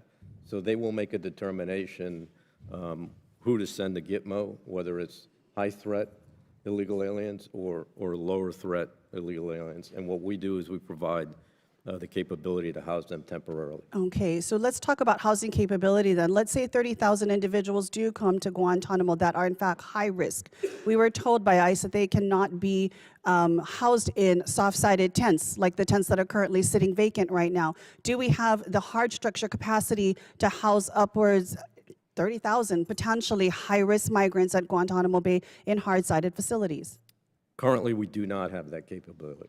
So basically, you're telling me the president's plan to have the hardened, most aggressive criminals, 30,000 of them housed at Guantanamo, is unfeasible. Well, at this time, we don't have the housing, but if we were directed to house high-threat illegal aliens at large numbers at Gitmo, we would absolutely execute that mission. Okay, I know I only have ICE has 26 ICE seconds has- of my time, so we'll definitely have that. Chair, I have more questions, but specifically, we've now been told that military bases will be co-used to house migrants. As the great-granddaughter of a Japanese attorney, Fort Bliss was one of those particular camps that actually housed them generations ago. What impact to readiness and budget constraints would this have on our O&M and MILCOM dollars if you now have to do a dual use in terms of both be a military base Gentlelady's and a time's migrant expired. facility? Chair now recognizes. Thank you. I'll ask that question in writing. Thank you. Chair recognizes the gentlelady from Virginia, Ms. Kiggins. Thank you, Mr. Chair, and thank you so much to our panelists for being here today and for the update. Thank you for the work you're doing on the southern border, especially. I think we're all sleeping a little more soundly just knowing that our border is secure. But for the work you do, given Northcom's responsibility for defending against nation-state cyber threats, let's see, what's your assessment of the military's readiness to defend critical infrastructure, including power, ports, and logistic nodes? Congresswoman,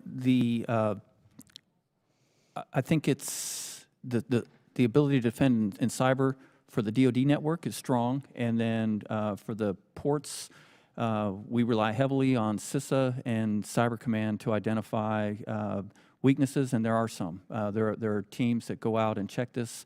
I think it's improving, and I think there's a lot of awareness on it, but there are still some vulnerabilities out there, especially when you get into the defense industrial base and in critical infrastructure that need to be addressed. Do you see it improving, or is it continuing to get worse by the day? Ma'am, I think it is, at least from the results that I'm seeing from the inspections, it is improving. That's good to hear. And then for both NORTHCOM and SOUTHCOM, both of your commands rely heavily on military sealift command for logistics, transport, and resupply, whether it's supporting contingency operations, humanitarian missions, or routine sustainment. Right now, MSC is facing serious challenges with manning and the availability of ships. How are these readiness issues impacting your ability to plan and execute missions that depend on sealift support? I'll speak briefly from the standpoint of our mission we're doing in Haiti right now. Since November, the airport was closed, we've been able to fly 62 flights in there providing supplies to the MSS, so no impact there. I think as you look at some of the resources we flow down to the island as well as the commercial shipping, and so we've been safe there as well. So I think it's still, we have to continue to look at it and just make sure we notice our impacts that we're seeing, but right now minimal on my part from SOUTHCOM. That's good, thank you. And Congresswoman, based on where our locations are on the continent, we primarily use air and rail and have very little requirements that go by sea lift. That's good to hear. And that recently we were in New Zealand with a co-down listening to some of the influence from China with some similar to kind of the Belt and Road Initiative that they're doing in Central and South America. But the New Zealanders were talking about kind of the shoddy workmanship from the Chinese, and that they didn't use local employees, local workers. They would come in and build bridges, infrastructure, then that would then fall apart. So it was almost like the Chinese had attempted to make some inroads. Places like New Zealand and some of the island chains out in the South Pacific, but then the people were really kind of catching on to what was going on and almost seeing through what was happening. So do you feel like that same thing is happening Central and South America, or are they making continued progress and really just helping with community development and people are buying that? Congresswoman, they're not buying it. They're seeing it. I think by the time they realize they've been duped with these relationships, again, more interest, poor construction, resource extraction. Again, it goes on and on and on, right? So I think our goal is to try to have an alternative to them, right? So these state-owned enterprises, they know what they're doing. They're exploiting the instability, the corruption, the weak economies, and the lack of foreign lending shortfall to embed and get in. So I think we have to continue to look for ways to bring more economic stability to the region. We have an economic strategic working group. We stood up at SOUTHCOM a year and a half or so ago, so we're trying to find ways to get Exim Bank, the Development Finance Corporation, others, Office of Strategic Capital to come in and fill that void, and we have to continue to do that. Yeah, no, I agree, and I appreciated your comments when you talked about, every handshake, every time you look in someone's eye, that stuff matters, just that people-to-people exchange. So along those same lines, we enjoy close relations with several Latin American countries, but how can we work with Latin American allies even more closely to achieve these close security cooperation on immigration, drug smuggling, and counter Chinese influence? I think our security cooperation, one of my biggest levers, provides that subject matter expert exchanges, joint exercise program. Those things put me on the ground, right? So now I can train side by side. It builds confidence, trust, and really just that knowing that we're there for them. So we have to continue to do that. Security cooperation. I agree, and just to echo Trent Kelly's words as well, and my dad, just growing up, he was in the Army Reserves and used to always go down there and work on those projects that he mentioned. I remember that, and I think those one-on-one things that we can do to help their communities are so meaningful. So thank you so much. I yield it back. Chair, I recognize the gentleman from New Mexico, Mr. Vasquez. Thank you, Mr. Chairman. Thank you for the witnesses that are here today. Thank you for your service to our country and for your time today. I represent New Mexico's 2nd District that includes 180 miles of the U.S.-Mexico border. I know nearly every mile very intimately, as well as our 3 ports of entry with our southern neighbor in Mexico. Now, for decades, the Department of Defense has operated Joint Task Force North to support law enforcement's efforts to identify and interdict drugs before they enter the United States. That's why I was proud to have secured bipartisan language in the FY25 NDAA which requires the Department of Defense to make countering drugs entering the United States the department's top counter-drug priority. My first question is for General Guillot and Admiral Holsey. The DoD has historically engaged in several counter-drug campaigns. The dynamics of illicit drug smuggling have shifted over the years, and it's no secret that there's been an influx of fentanyl and other precursor chemicals coming into the United States from places like China. Could you give me an example of how the department has shifted its focus to prioritize countering the flow of fentanyl into the United States? I'll start here, at least from a Southcom standpoint. We continue to work across the interagency to try to identify those crucial hotspots.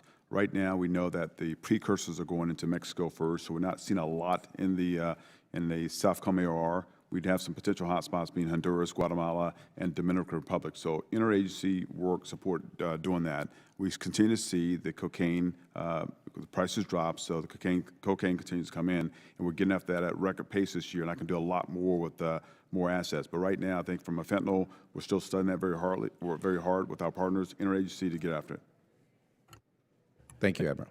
And Congressman, first, I've visited Santa Ana, Monument 3, and a number of the locations along your district, and I'm always very proud of the great work that's being done there.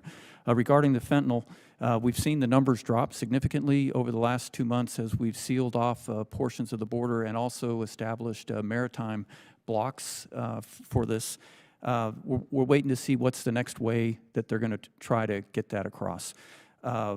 We established a joint intelligence task force that is bringing in the interagency and the intel community, along with Border Patrol and DoD intel experts, that's really illuminating that flow in, as you mentioned, with the precursors, where it's being assembled, and then how they try to get it across the border. I think this is going to take more time, but I think that we're on the right track to find and put the pressure on the cartels in ways that they haven't had pressure put on them before to make them find other ways to earn money than fentanyl.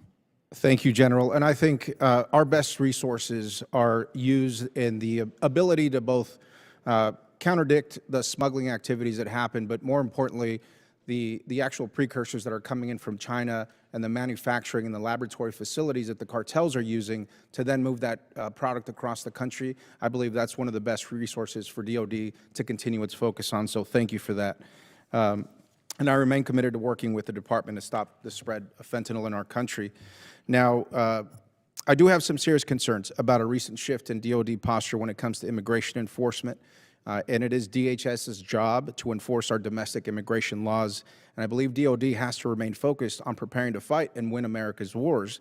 And I'm very concerned the department is wasting some of these precious resources, which I've seen firsthand from talking to DoD personnel at places like Santa Ana Monument 3 and the Santa Teresa Port of Entry and the Santa Teresa Sunland Park Station. Now, it's been reported that there's plans for the department to detain and process immigrants at installations like Fort Bliss and Kirtland Air Force Base. Mr. Leonardo, are there any plans to house individuals or families at Kirtland or other installations in the region?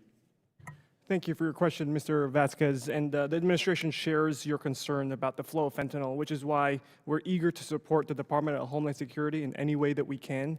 I'll note, as mentioned earlier by General Guillot, the Department of Defense and its military service members do not do direct detention. This is always in support of ICE and CBP and the Department of Homeland Security at large. Thank you, Mr.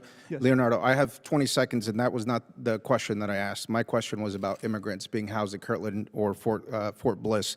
So just in terms of the actual expenditures that we are spending to potentially use Department of Defense facilities for migrant detention, I believe takes away from that critical mission of counterdicting fentanyl traffic. And so I'd love to see those millions of dollars actually used to protect Americans, and I believe that's best used by making sure that we can stop the flow of fentanyl. Gentleman's time's expired. Chair, now recognize the gentleman from Louisiana, Mr. Higgins. Thank you, Mr. Chairman. General Guillot, you're familiar with the Joint Reserve Base at Belle Chase in Louisiana? Yes, sir, I am. They house the 159th Fighter Wing. They do a hell of a job defending our border at the coast. They work together, of course, with their partners, and they fly F-15Cs. You're familiar? Sir, I'm very familiar. Yes, sir. Would imagine you are. I've been advised that the Air Force plans to send F-15EXs to the Kadena Air Base in Okinawa, and my sources state that Okinawa would have difficulty supporting some of these new aircraft, and in defense of our homeland, which is the subject of today's hearing primarily, it would seem to a reasonable American that perhaps we should deploy these F-15EXs to the 159th Fighter Wing to defend our coast, to replace these older craft, as opposed to sending them to Japan. And would you potentially meet with this committee to discuss that? Or what are your thoughts on that, what you can discuss in this setting? Sir, I would be glad to meet with the committee and discuss the air defense needs. The F-15C, although old, is still unmatched in air-to-air combat, and it does a great job, but as you mentioned, being old, maintenance problems, reliability problems, and fatigue on the aircraft is setting in. I would love to see all of our F-15 units replaced with EX. So respectfully, General, if the old aircraft are all cool, why do we need new ones? Well, as I mentioned, the maintenance... New ones are newer and better, right? The new ones are better. I would like to see them replaced with EX. So to defend our coast, regular Americans might expect that we might use the best. I'm just putting this out there. We might use the best and most modern aircraft to defend the Gulf of America and to patrol the Gulf of America, as opposed to sending them overseas. So all I'm asking respectfully, sir, is that we have that conversation and we can engage in that conversation in another setting. Will you commit to that, to me and my office and to this committee? Yes, sir, absolutely. And I want to make sure I was clear. I would love to have the F-15EX. Well, that's a real good answer. Yep. We're going to stop there on the F-15s, because I want them in Louisiana. I think it's a real good idea. You mentioned earlier, General, regarding the northern trajectory. My colleagues across the aisle are quite upset about corrective actions that the executive branch is taking regarding our relations with our allies and adversaries alike across the world. You mentioned the northern trajectory. It was brought up as a concern. So when you describe the northern trajectory, you're talking about tracking ICBMs. Is that correct? Yes, sir, and cruise missiles. Okay. So ICBMs and cruise missiles. So the American technologies on sea-based and land-based and space-based technologies that track these launches, the launch of a cruise missile or an intercontinental ballistic missile from a northern trajectory, from that an adversary would most likely use to make a fast and effective approach to the United States. Can we track that with Canada or not? Without Canada or not? We can do the detection and the mid-course tracking, depending on the route. There's some routes where we could track it without Canada. Others, if it goes straight, in the 12 o'clock position, we would need Canadian assets. So the Canadian assets that you're describing, would you clarify the way those joint operations work when it comes to tracking the ICBM? Does this not transcend trade negotiations? And we're talking about an incoming nuclear missile. For ICBMs, the capabilities are all United States. Canada has a policy that they don't conduct ballistic missile defense. For the cruise missiles, we would rely on some of the radars and the fighters that Canada has, depending on the route of the cruise missile. So you've worked with our Canadian allies for a long time, correct, General? Yes, I have, sir. Can you envision any scenario, under any conditions, where there would be an incoming cruise missile, ICBM, detected by our Canadian allies, or by American tech, that we would not share that with Canada and vice versa? Gentleman's time's expired. Have to answer that for the record. Chair now recognizes the gentleman from North Carolina, Mr. Davis. Thank you, Mr. Chairman. Thank you so much, Mr. Chair, and to the witnesses for being with us today. My question is, and I would love to hear General Guillot and from the Admiral, Holsey. How is Southcom and Northcom working together with Latin America and others in particular? I continue to hear a theme, identifying new ways that the cartels are now looking at making a path for illegal drugs into our country. Congressman, two new ways that I think illustrate how Southcom and Northcom are working together. One is we recently established the Joint Intelligence Task Force Southern Border, which is headquartered in Tucson, Arizona, along with at a CBP facility. And what we do is we bring in interagency, DOD, and intel community feeds and fuse it and redistribute that information from there. That has led to unparalleled sharing of intelligence data on this mission set that used to be available, but not all processed from one location, and Admiral Holsey's team is a strong participant in that.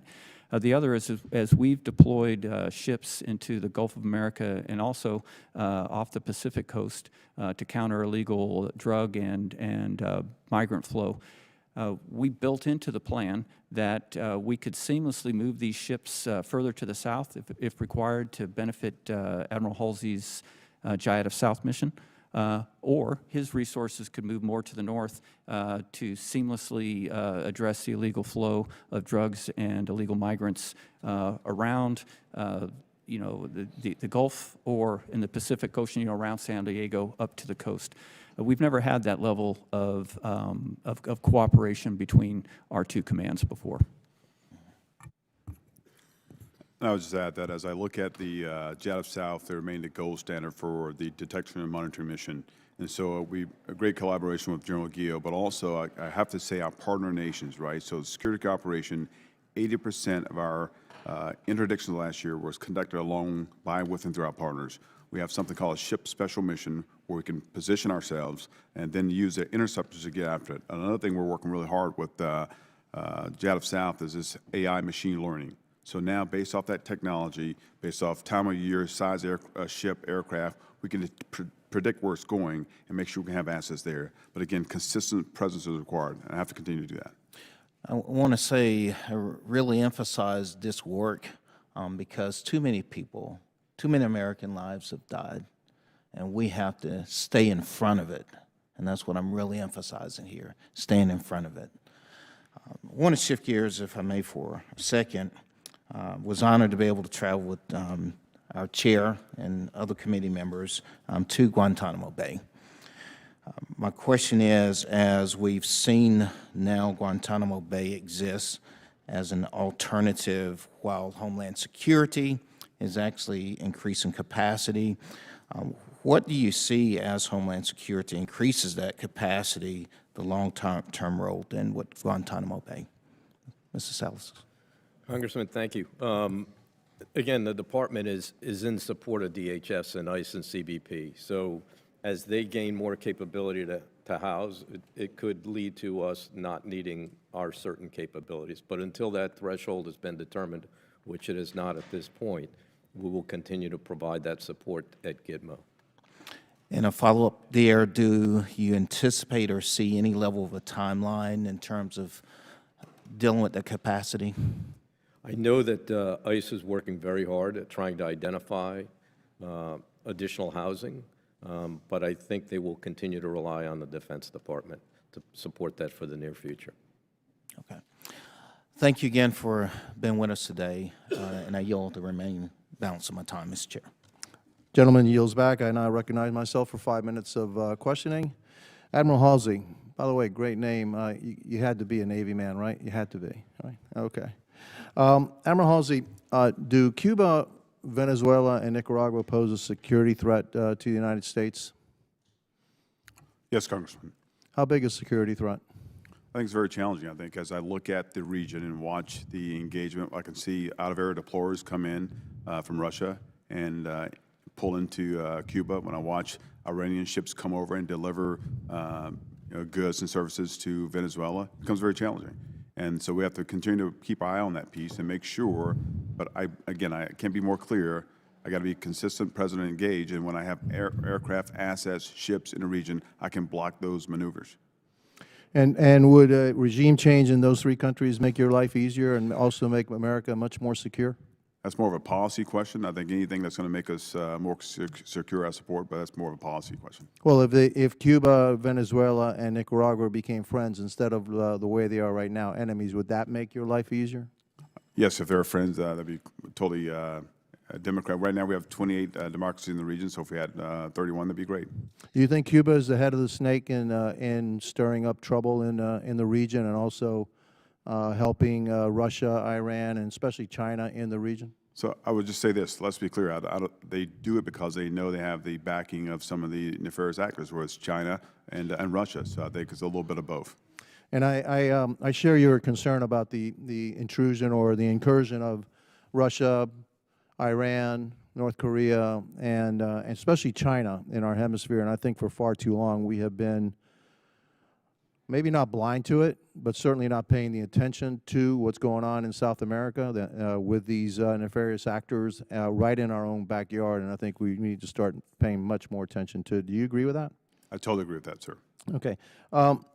General Guillot, how many cartel members are there in the southern border? When you estimate, how many actually are members of the cartel? Number of people? Yeah, number of people, number of cartel members, yeah. Sir, my estimate would be certainly in the thousands, as there's 20 or 25 to 30 different cartels that we're tracking and watching. Can you give me an estimate of how many thousands? No, sir, I can't, but I will follow up with that. Okay, so, but those thousands are killing 50,000 Americans every year? Through the fentanyl, yes, sir. Okay, and while we've had great success in stopping the flow of migrants, I mean, we've down 90%, which, by the way, runs counter to everything we were hearing during the previous administration, said they needed a lot more money, and really all they needed was policy and will to do it.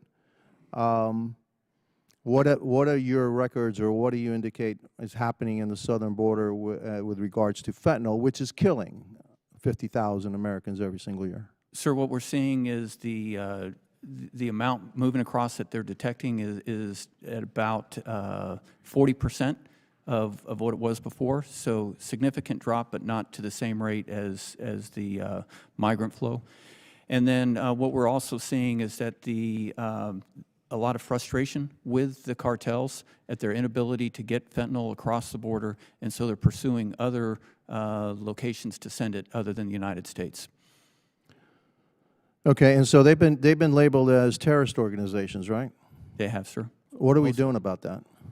What are we doing about that? What are we doing about it? They've been killing they've killed probably 500,000 Americans, and they're killing still 50,000 Americans every year. They're a terrorist organization. They're right across the border. What are we doing about it? Well, for the last 2 months that NORTHCOM has had the mission, we've significantly increased several hundredfold the amount of intelligence that we're gathering on the cartel members. And do you think intelligence alone is going to stop them from shipping fentanyl across the United States and killing 50,000 Americans?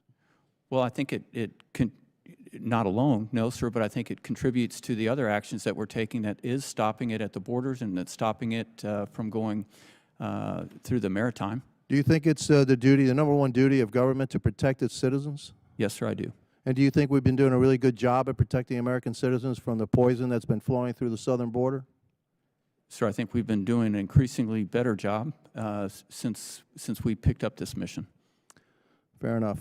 I guess my time is up, and now I recognize the gentleman from California, Mr. Cisneros, for 5 minutes.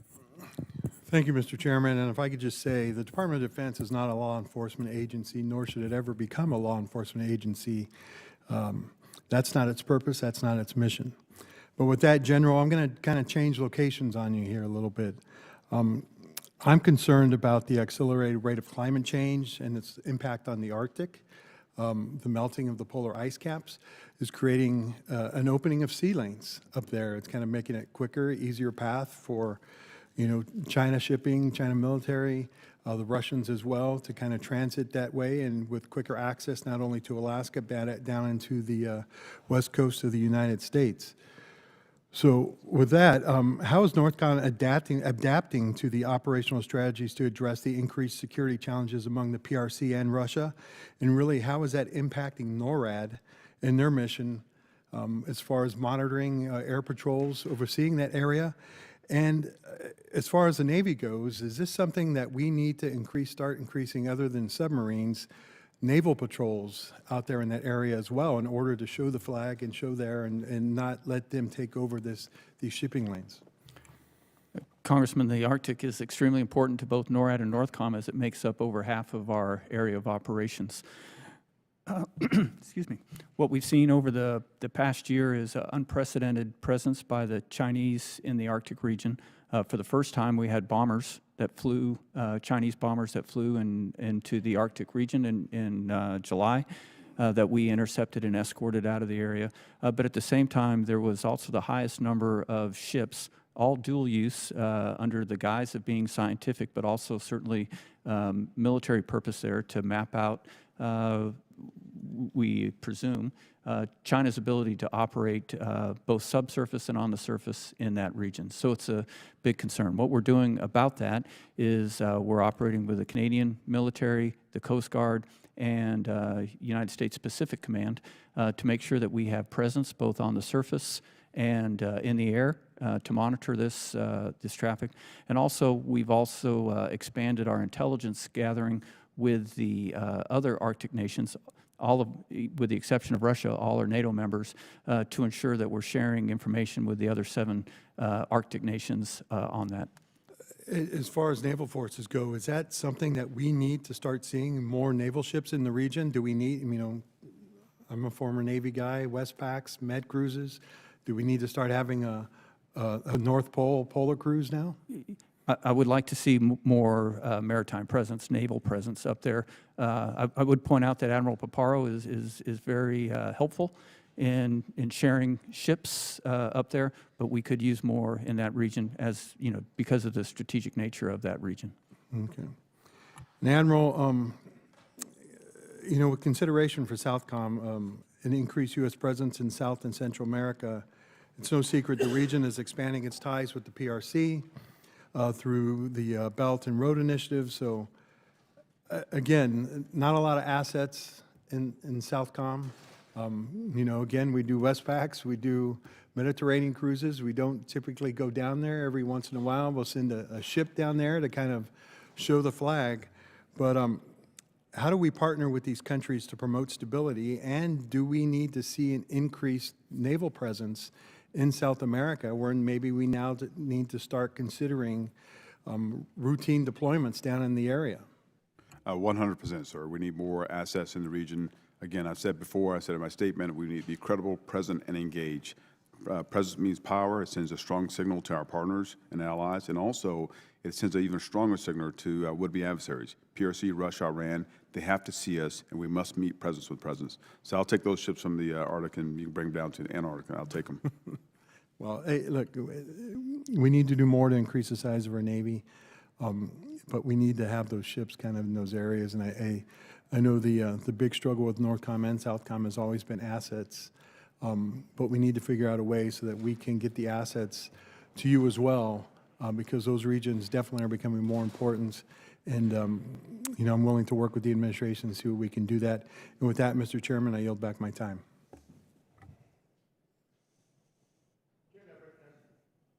Chair, I recognize the gentleman from Wisconsin, Mr. Van Orden. Thank you, Mr. Chairman. Thank you all for coming. I'd like to give a shout out to my 2 E-Dogs in the back there, Chief Master Sergeant Storms and Sergeant Major Rodriguez. We know who's really running the show, gentlemen. I want to assuage some of the fears of my Democrat colleagues that are concerned about the Panama Canal and remind them that in 1956, when Gamal Abdel Nasser seized the Suez Canal, the British and the French got together with the Israelis and they took that back. And then the only way that was resolved is that there was a UN peacekeeping mission that took over security for the Suez Canal. In 1989, when Manuel Noriega was acting up, we did use military force to seize the Panama Canal in Operation Just Cause. So there is precedent for this because those are the only two strategic canals on the entire planet. And if we need to act in the best interests of the United States, as we have done in the past, or our allies, we shall. And that should not be controversial at all. General Guillot. Guillot, correct? Guillot, sir. Guillot, my bad, sorry. Hey, so the blimp thing. In your testimony, you mentioned the word, you didn't mention balloon or dirigible. You mentioned UAS 17 times, Chinese 3 times, China 7 times, but you never connected the dots between the Chinese balloon or Chinese UAS. And so I'm going to ask you, Mr. Leonardo, has the Department of Defense given the general the authorities to shoot down anything that is up and around our sensitive military bases or the airspace of the United States, these UASs? Does he have to call you, or can he do it himself? Congressman, thank you for that question. As you know, it's difficult in the Homeland. Yes or no?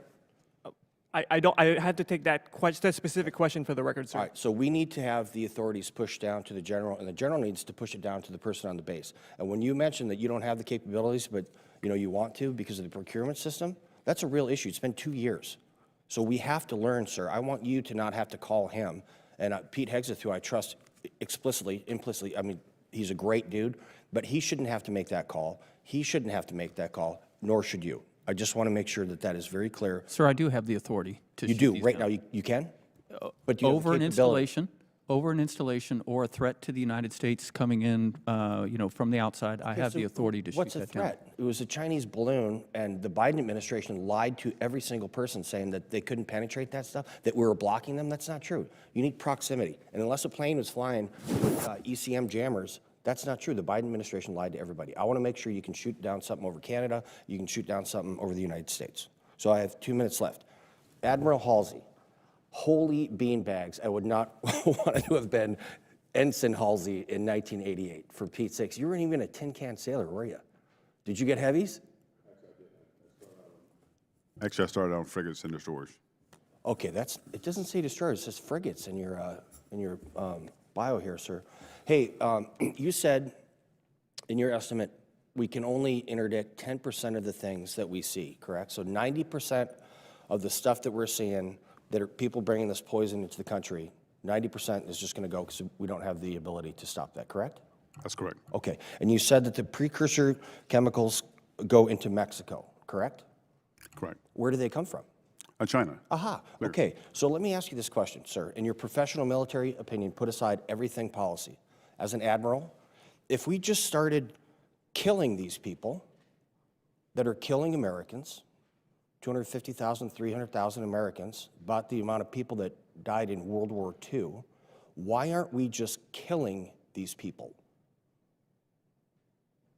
Now, are you talking about the ships coming across, or are you talking about I'm talking about the ships. I'm talking about these narco-terrorists.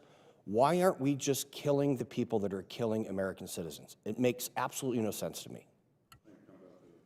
Comes down to authorities. It's policy and authority, right? Okay, so in your professional military opinion, if we started killing narco-terrorists and sinking Chinese ships that are bringing poison into the Western Hemisphere, would that reduce the amount of stuff coming into the Western Hemisphere and reduce the amount of American citizens that are being poisoned to death? Well, just to be clear. Professional military opinion, sir. Well, the ships that are coming across are, the way they bring it across is legal, right? So it's coming in illegal, the precursors. Check, so I you get can't it. do that. So is that a yes?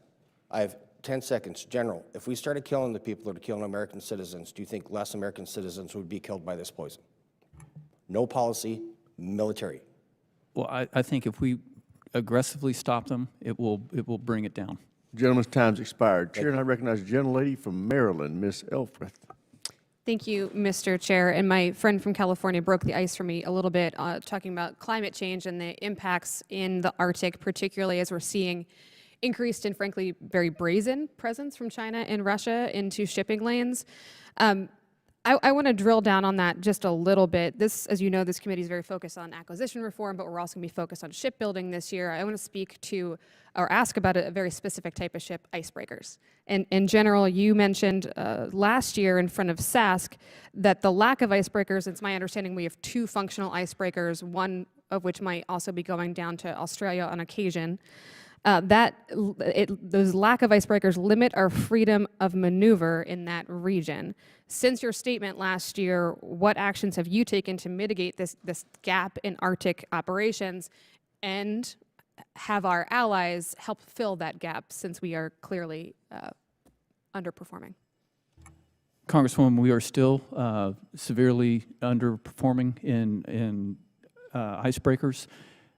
We work very closely with the Coast Guard to try to prioritize the Arctic region, and then I've made proposals to see if we could contract the capability from Nordic states that produce those while we wait for the shipbuilding to catch up with the demand. Okay, can you give this committee any type of timeline on those partnerships? I personally can't. I'm a recipient of this, and so I hope it's very soon. Okay, but we agree that it's important for our national defense. It's extremely important. Okay. Yes, ma'am. Thank you. And again, while we wait for shipbuilding to pick up, as we wait for our partners to fill the gap, you've also spoken about the importance of missile defense in the Arctic and our allies, both in detection and defense. I'm new to the committee, but would it be fair to say that the importance of strong diplomacy and strategic allyship would not include threats of seizing a territory of an ally by military force?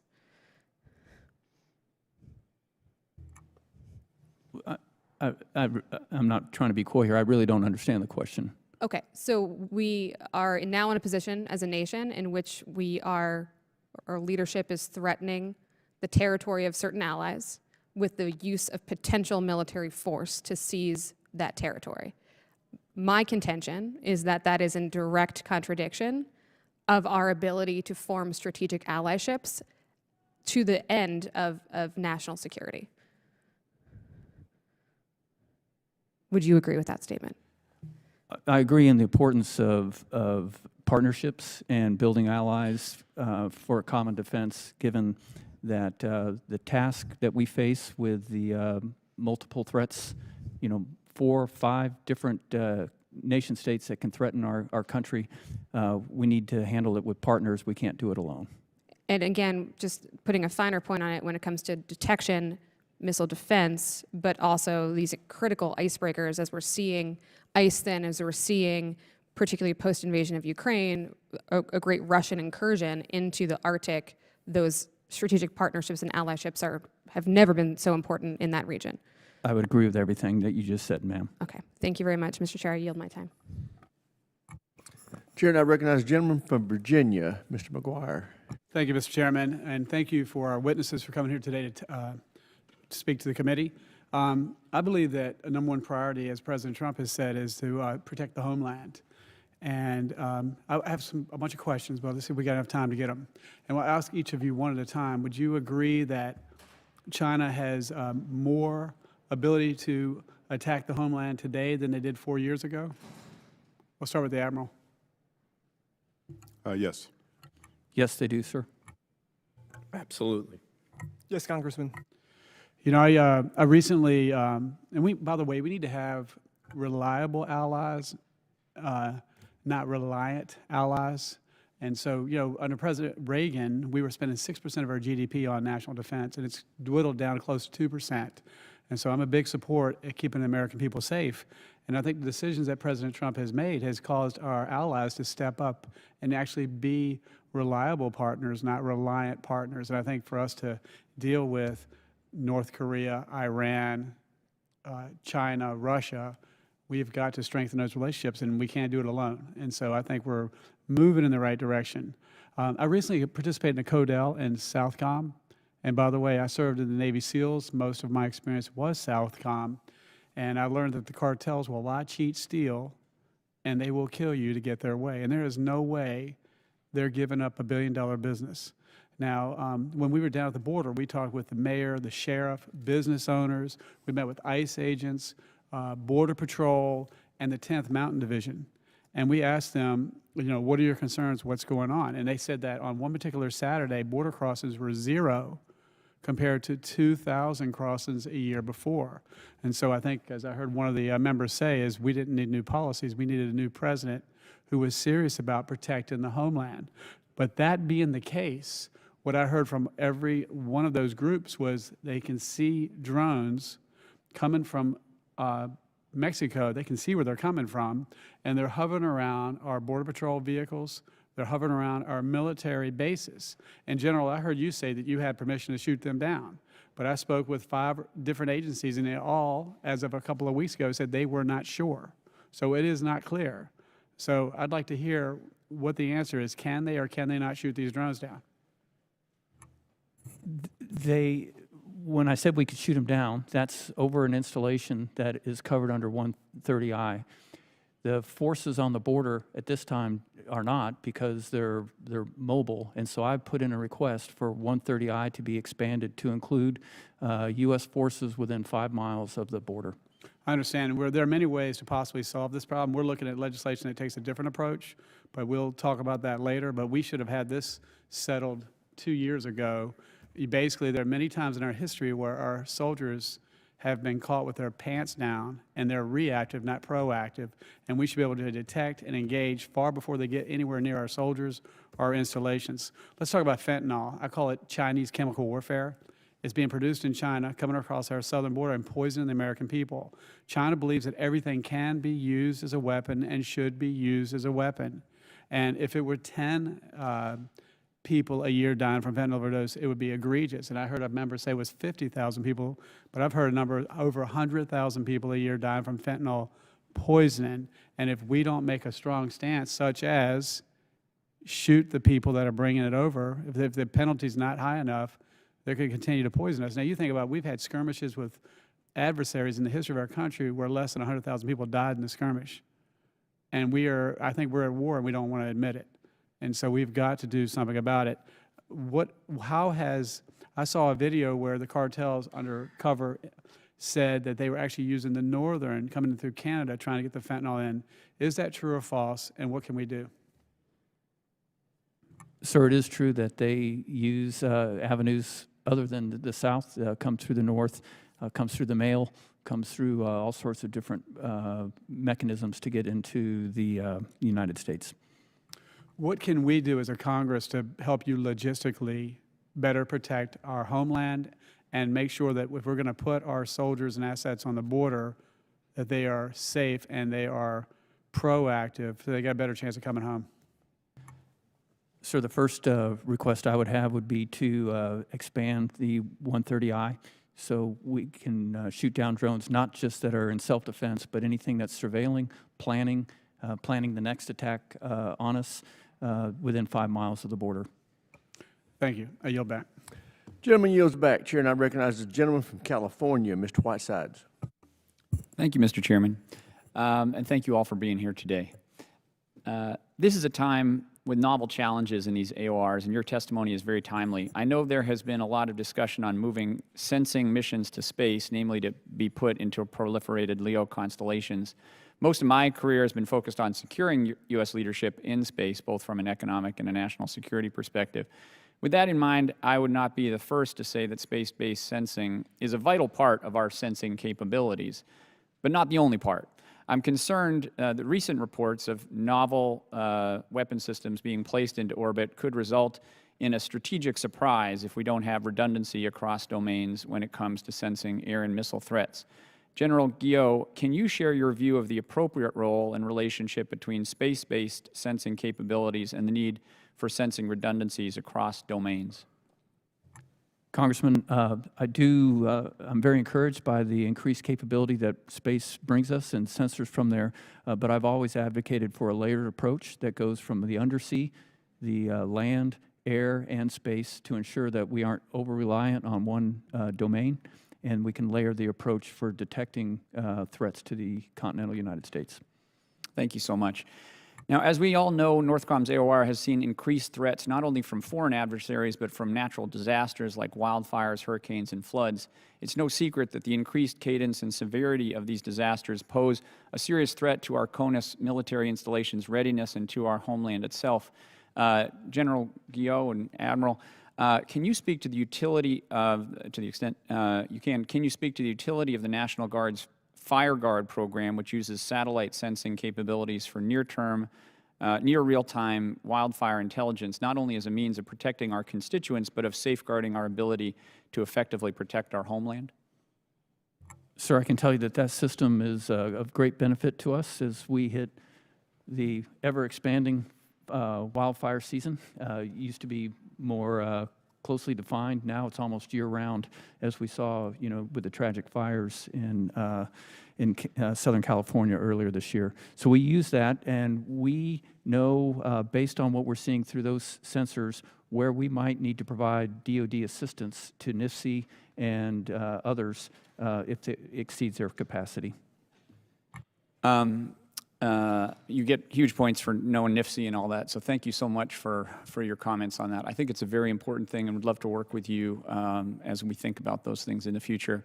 I'll just close with a tough one, and maybe it's more of a statement than a comment, and I know it's been addressed here extensively already, but I think the recent quotes of the Prime Minister of Canada who said it's clear that the U.S. is no longer a reliable partner. It's possible with comprehensive negotiations we could reestablish an element of confidence, but there will be no going backwards. The old relationship we had with the United States based on deepening integration of our economies and tight security and military cooperation is over, he said. That's the Prime Minister of Canada said that. How does this posture impact your ability to defend the United States from threats conveyed through the Arctic and through other northern territories? Congressman, we've been fortunate that the relationship, military-to-military relationship with Canada, primarily in NORAD, which is a binational command, has been as strong as ever over the recent months, and we're all dedicated to detecting air and maritime threats and ensuring that we can defeat those threats to protect the U.S. and Canada. And so I have not seen any negative ramifications at the military-to-military level. Thank you, sir. I yield back my time, Mr. Chairman. Gentleman yields back. Chair now recognizes the gentleman from Indiana, Mr. Mismer. Thank you, Chairman. General Guillot, I'd like to follow up on a question my colleague asked earlier about your testimony that in 2024, the Russian Navy partook in a training exercise with their submarines, nuclear subs in the Atlantic Ocean. If these would become more of an occurrence, would you continue to task the Navy with the same tempo of material, time, and manpower for all future Russian vessel visits in your area of responsibility? Sir, depending on the type of vessels, yes. Okay, thank you. Also in your testimony, you mentioned that air and missile threats to the United States from our adversaries continue to mount. As North Korea tests ICBMs, Russia and China expand their stockpiles of long-range missiles. One program that falls under Northcom's purview of current activities is the Next Generation Interceptor. Your testimony states that it's a high priority for Northcom to have the on-time fielding of this interceptor. What would be the implications if fielding this system were to be delayed?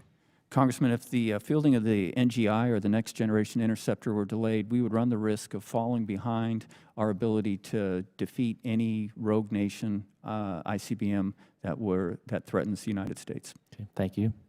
Additionally, ground-based interceptors are dedicated to defending against threats that come from places such as Iran and North Korea.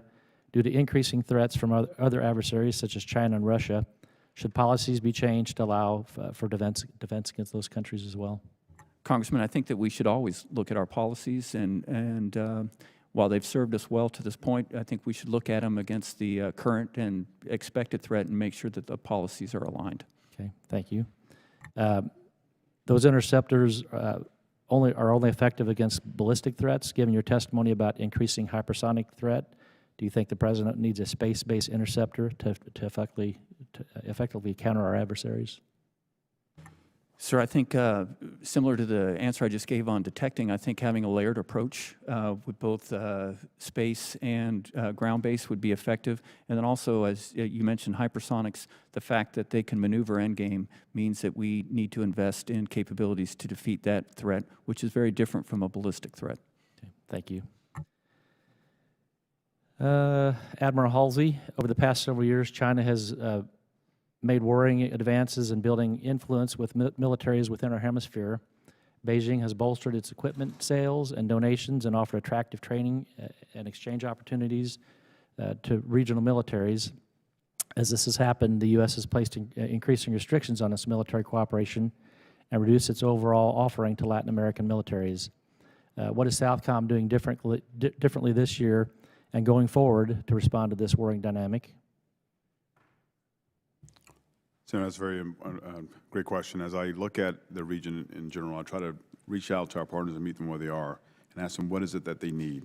Time and time again, security cooperation at the very top, maritime domain awareness, cyber support, space support. So right now we're trying to meet them, right? And in fact, I look at just from a cyber standpoint, we've been able to work with our partners, specifically Paraguay and Costa Rica and others in the region, to help build their cyber capabilities. So that's one of the key things they're asking in Canada, in Colombia right now. Our partners are asking for counter-UAS technology.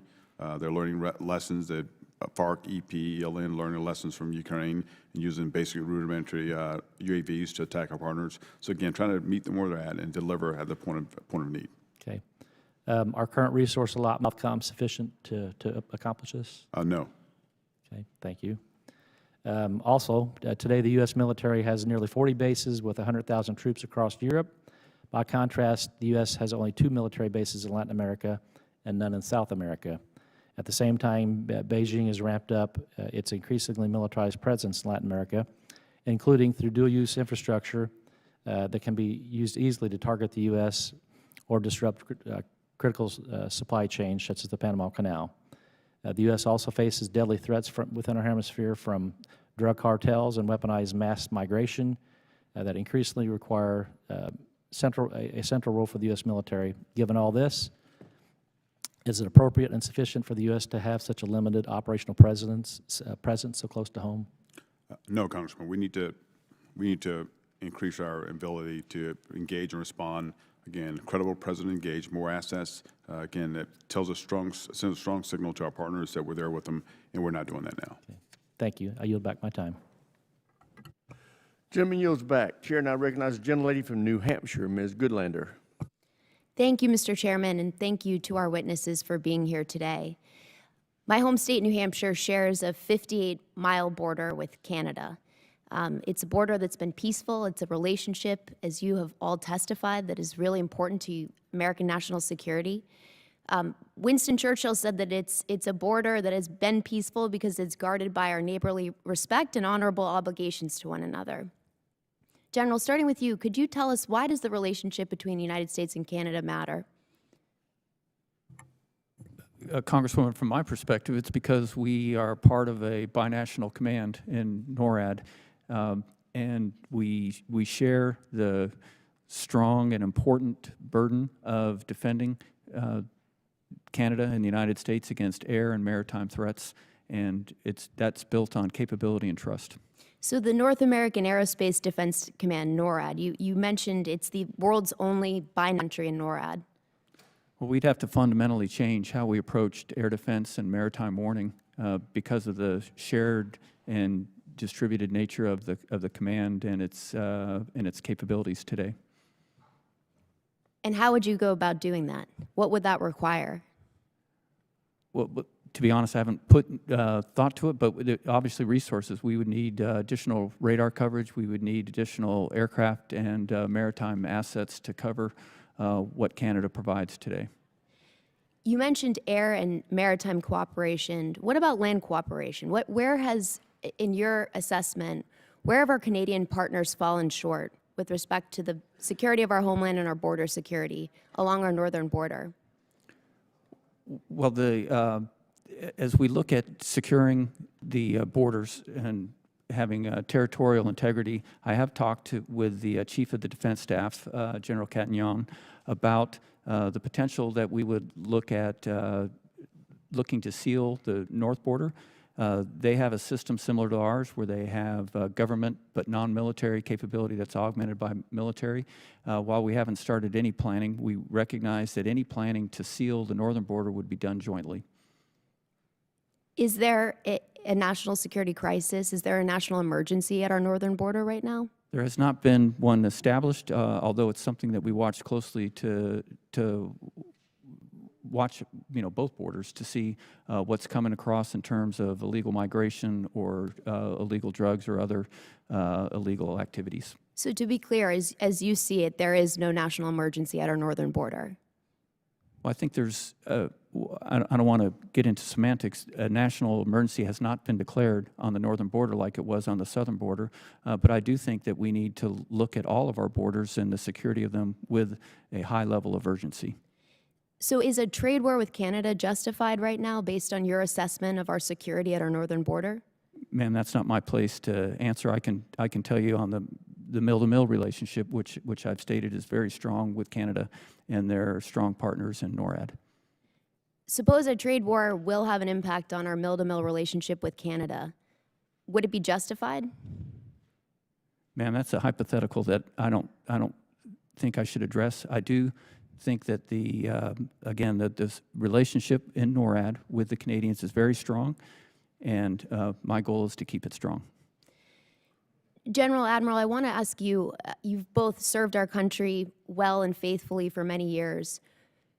What is the role of military lawyers in our national security and in having a military that operates under the rule of law? Admiral, have military lawyers been important throughout your long career of service to our country?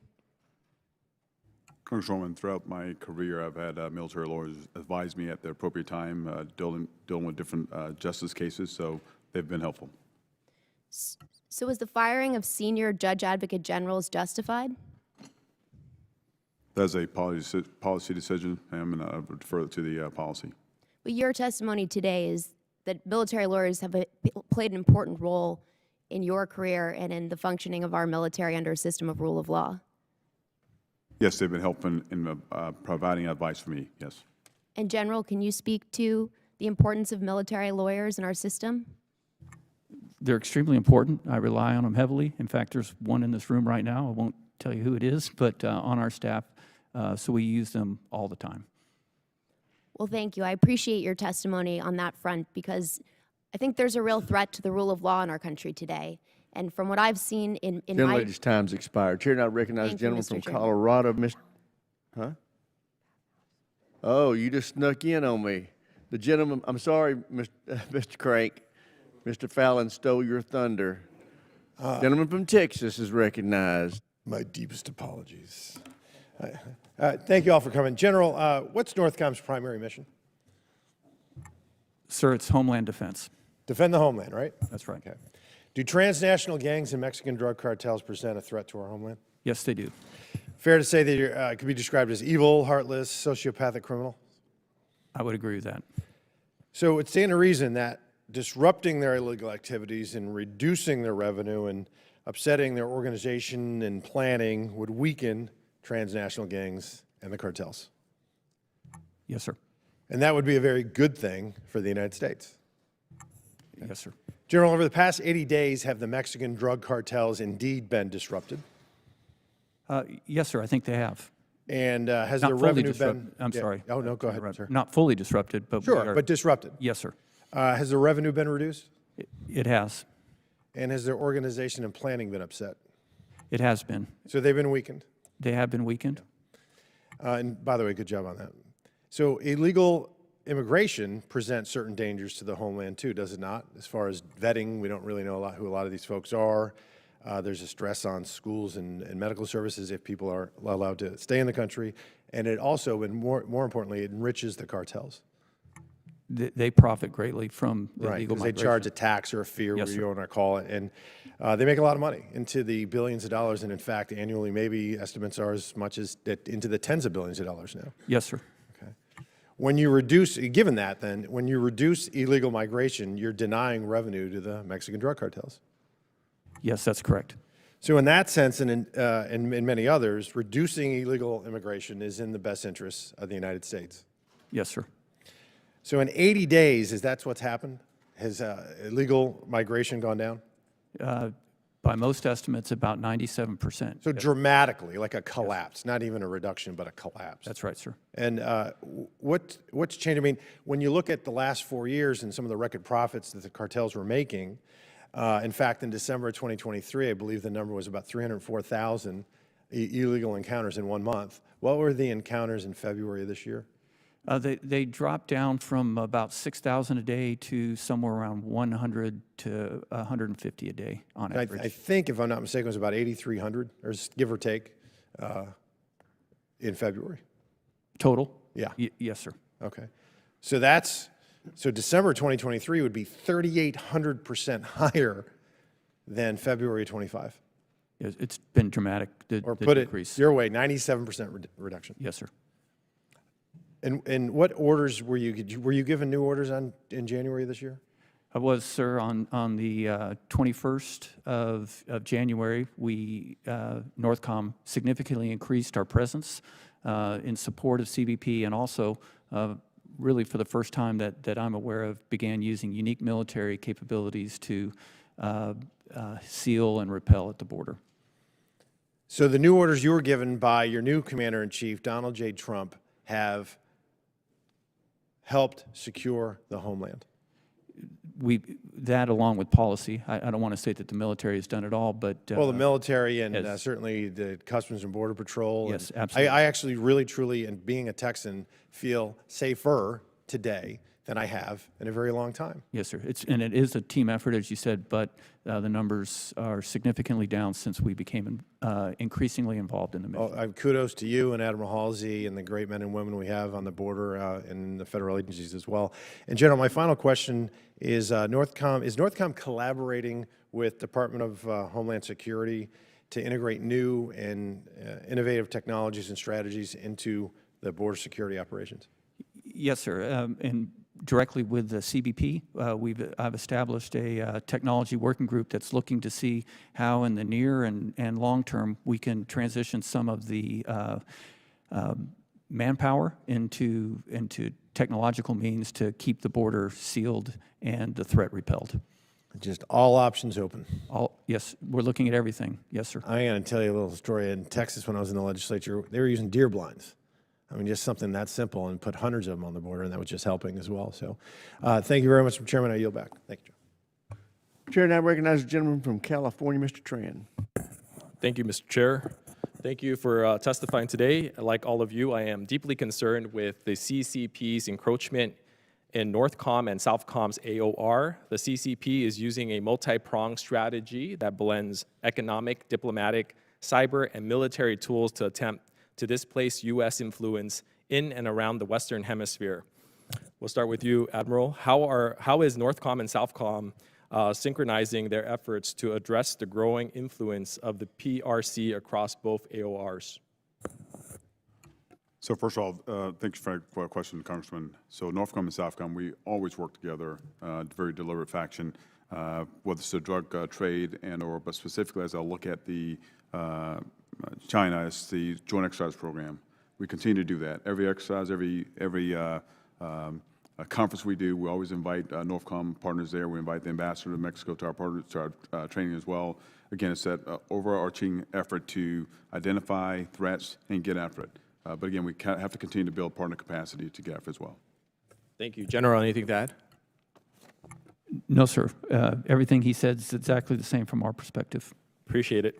Going on, how are both Northcom and Southcom working to build military relationships in the region that counterbalance China's growing defense cooperation with countries like Venezuela and Brazil? General, you want to take this one? Sure. We strive, sir, to have a strong mill-to-mill relationship so that our partner nation looks to us first. We do that. So we have 3 countries that are partners in Northcom. With Mexico, we have a strong mill-to-mill relationship built on a foundation of exercises and subject matter exchanges. We also do with the Bahamas as the third country in our region. I would say that the mill-to-mill relationship is strong there. However, I am increasingly concerned about the vulnerability to Chinese actions outside of the military, and we're trying to see if we can take outsized efforts in the Bahamas to try to curb that. Thank you, Admiral. Yes, thank you. So as I look at the region, I go to what our partners are asking for. They continue to ask for our presence. Again, maritime presence, ships, and everything else, maritime domain awareness, cyber support. So again, we're trying to build a capability and capacity with cyber. They have more and more. They're asking for space support. As you may be aware, they have more space and labor infrastructure in South Korea are second only to mainland China, right? So again, so cyber, space, so all our joint exercises that we do have some component of cyber and our space. Again, well, it's UNITAS, different exercises we do, try to build that capability capacity. Thank you. And as you sit here today, can you identify any additional authorities or resources that your department may need to effectively counter China's influence in the Western Hemisphere? Certainly. So right now, the first thing I'll point to is security cooperation. That's my largest lever. So when I get more support there, I can do more, right? I can do more. Right now, we're building a cyber support center in 2 other countries in the region. Those things help me out. So again, any way I can get more support for security cooperation, that builds my portfolio. General. Sir, I do not lack any authorities required to counter Chinese presence. How about resources? I'll always take more, but actually, I don't have any unfilled requests at this time. Thank you, Mr. Chair. I yield back. I've never heard that before, General. I was going to say, Yeah. First time I have ever heard a combatant commander say that. Yeah. All right, Chair, now recognize the gentleman from Colorado, Mr. Crank. Thank you, Mr. Chairman. Thank you all for being here and testifying today. General Guillot, it took you a long time to get to your hometown congressman, but here I go. Thank you. I'm very proud to have Northern Command in Colorado Springs and the wonderful work that you do. I'm especially proud, and it's been noted here by you and by others, about the great work that you've been doing since January 21st to execute the new authorities given to you by President Trump at the southern border. And I think it's a very clear message that most people here on Capitol Hill have gotten, that the American people want that problem solved.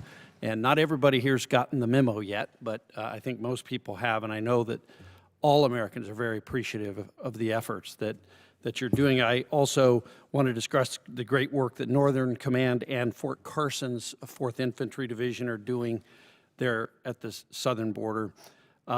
And just incredible that in 2 months, you've got illegal border crossings down 97%. Just incredible work. But I also want to talk about another priority. President Trump made securing the homeland from missiles a major priority for his administration, and I'm excited for the Golden Dome initiative and what it means for Northcom and for our national security.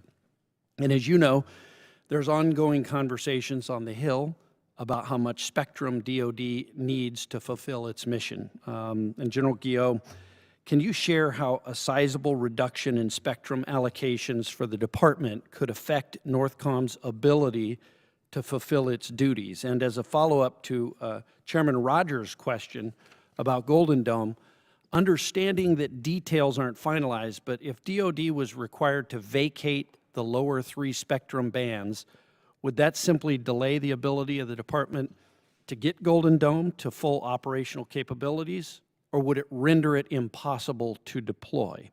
And can you help me understand the magnitude of the value of the spectrum in deploying Golden Dome?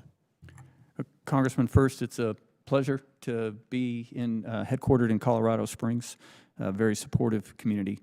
The spectrum is, having full use of the spectrum is essential for the Homeland Defense mission based on the variety of sensors and capabilities that must work together to build that network of detection and defeat capabilities.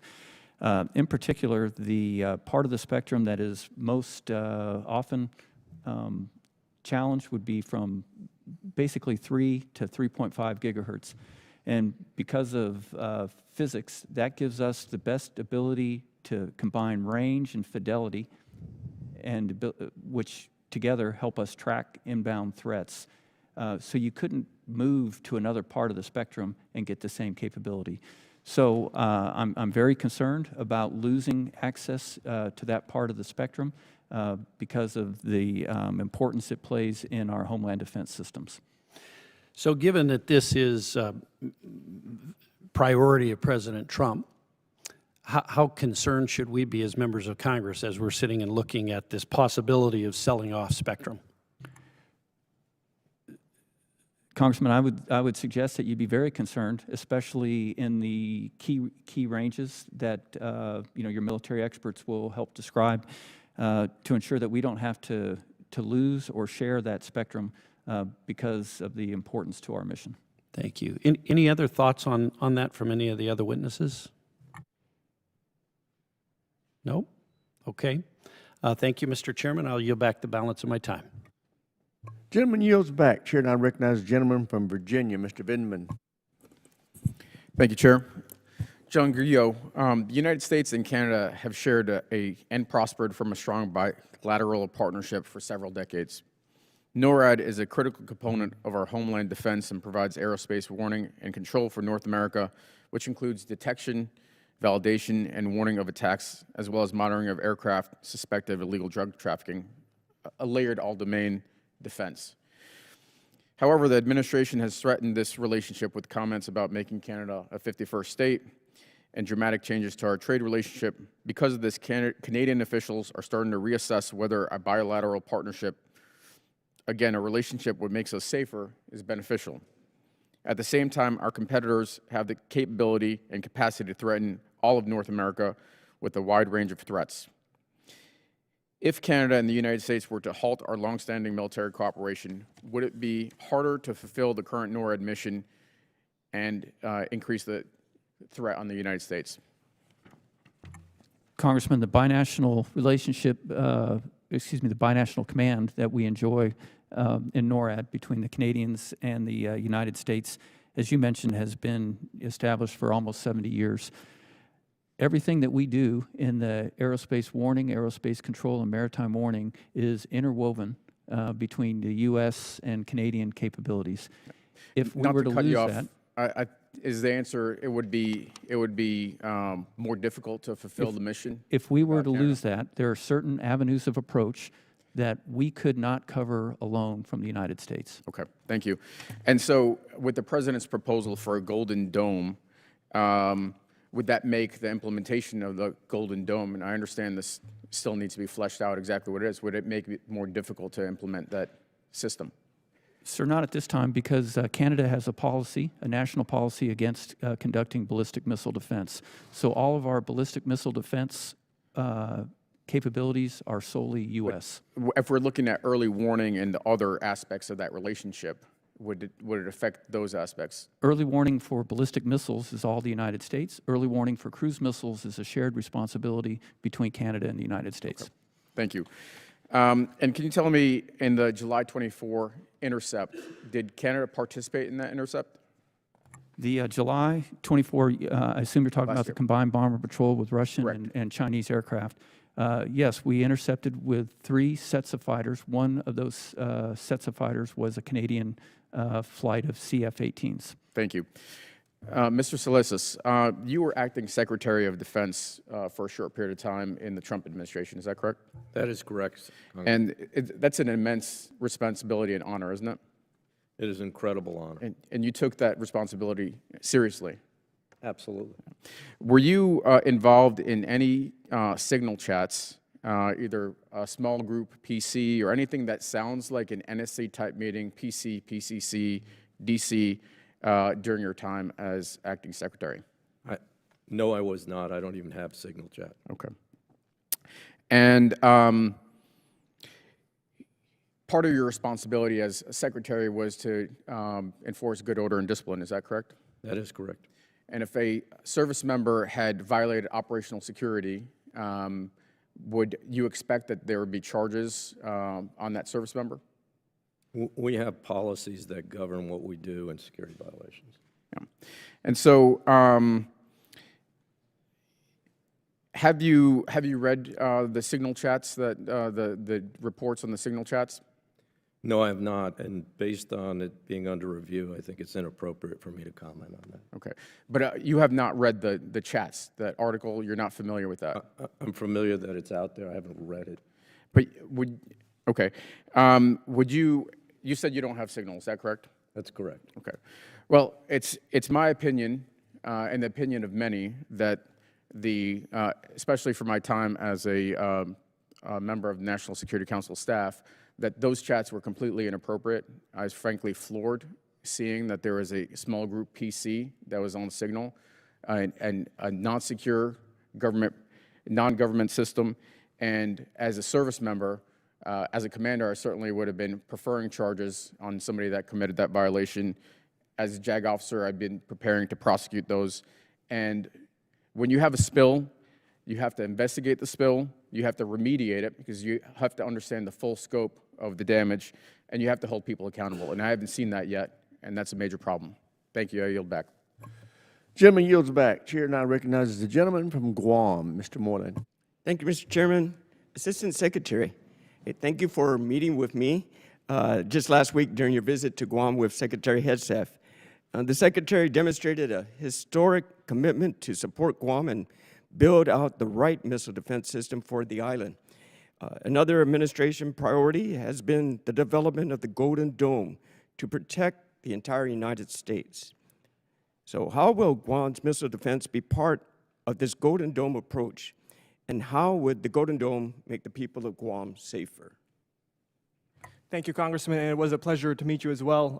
As you noted, Secretary Hegseth actually was the first secretary since Donald Rumsfeld to visit Guam, so he was very proud to be able to do that and note that Guam is part of the Homeland. And so, as you know, it's a high priority to appropriately defend Guam, and that will definitely be part of considerations as we consider the larger Golden Dome initiative. Excellent. Let's see, a program that I also supported is the National Guard State Partnership Program, which Southcom often relies upon to work with regional partners. I'm particularly proud of Guam National Guard's work in their state partnership with the Republic of Palau and the Philippines. So, Admiral, given that there was 18 U.S. states that have established National Guard partnerships with Latin America countries and 30 participating partner nations within your area of responsibility, have you gained any insight which can help Congress further support the state partnership program? Thank you, Congressman. The state partnership actually have 24 states supporting 30 countries in the region. They do typically over 325 activities in the hemisphere, so it's a great lever. It's probably one of my largest levers next to security cooperation. Again, I can't get enough of it, so we're looking for more opportunity, and definitely from the standpoint of Joint Exercise Program, they're going down, they're doing aviation ops, they're doing cyber ops, so these things are all very important to build our partner capability and capacity. Thank you. Then for Northcom and Southcom are actively monitoring and countering the influence of external state actors, including China and Russia. These concerns also have a significant impact on Guam. In particular, Guam and the CNMI have seen a noticeable rise in illegal Chinese immigration, with individuals using our shores as a point of entry into the U.S. Additionally, Guam has been grappling with influx of drugs, including fentanyl and methamphetamine. In your testimony, you have thoroughly outlined the efforts your commands have undertaken to secure our southern border and to carry out counter-narcotic missions. This question is for both the Admiral and the General. What have been your most effective strategies for addressing illegal immigration and narcotic trafficking across the southern border?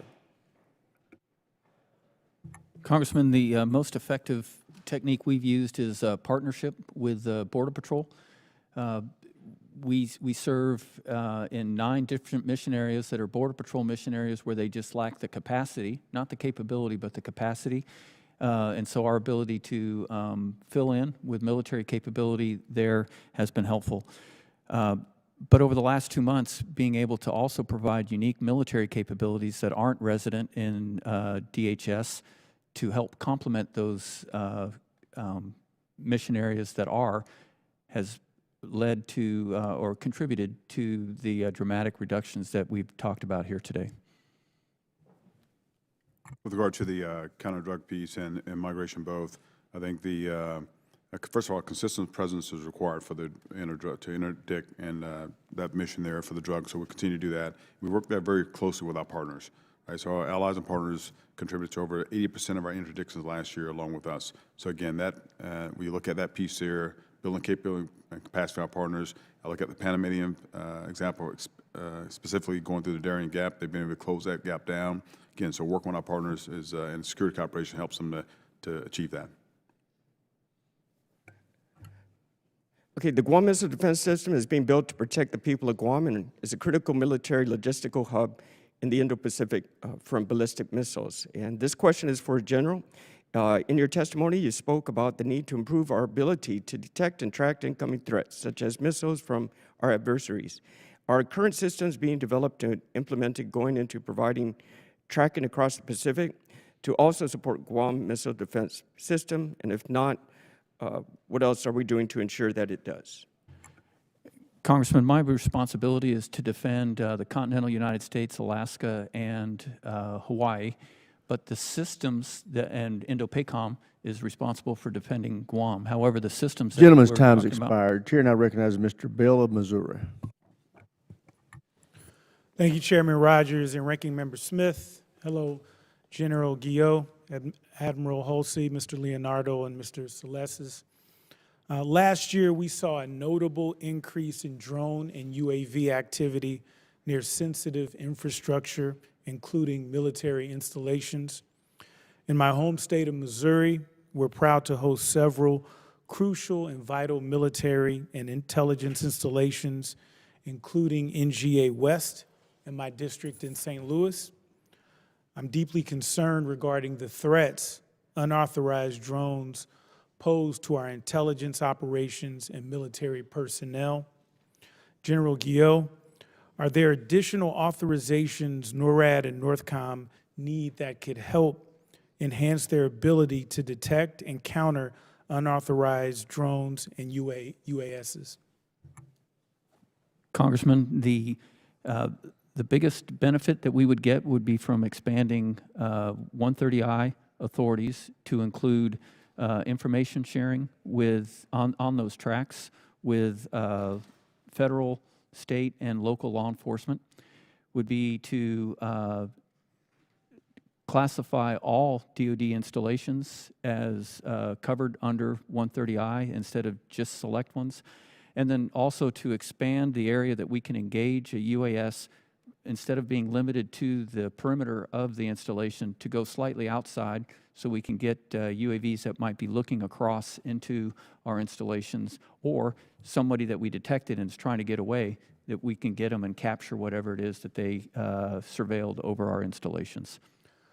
Given the critical role that geospatial intelligence plays in air defense with the development of hypersonic weapons and advanced drone technologies by our adversaries, how does NORTHCOM collaborate with NGA West to enhance and optimize the operational effectiveness and mission planning of our Air Force's assets? Sir, they're an extremely important partner with us. In fact, we have a presence in our headquarters of NGA personnel because of the day-to-day reliance we have in all of our mission areas. To be clear that every advanced mission we do includes NGA capabilities. Admiral Holsey, given the Trump administration's waiver for funding the multinational security support mission in Haiti and the recent delivery of $6 million in armed vehicles and heavy equipment to Haitian National Police to combat gang violence, with Southcom playing a key role in delivering the support, can you outline whether Southcom plans to provide additional equipment or resources to the MSS or Haitian National Police? Congressman, there's been no decrement in funding at this point. I have funding to the end of the year to support the Haitian National Police and the MSS mission. So right now, my role is to provide logistics, supplies, service, and support. I've done that since the airport was closed, and I continue to do that to this day. And how does the ongoing insecurity in Haiti impact Southcom's operational readiness, particularly in addressing broader regional security challenges? I think we've watched the Haiti problem very closely. That's one of the key items I've been watching for the last couple of years. I would say that as we continue to go down this path, if the unrest continues, it will require more support. We look for a continued push, and hopefully the international community would come in as well to do a UN peacekeeping mission. That's probably the way forward. Thank you, and I yield back. Gentleman yields back. Chair, and I recognize the gentleman from North Carolina, Mr. Harrigan.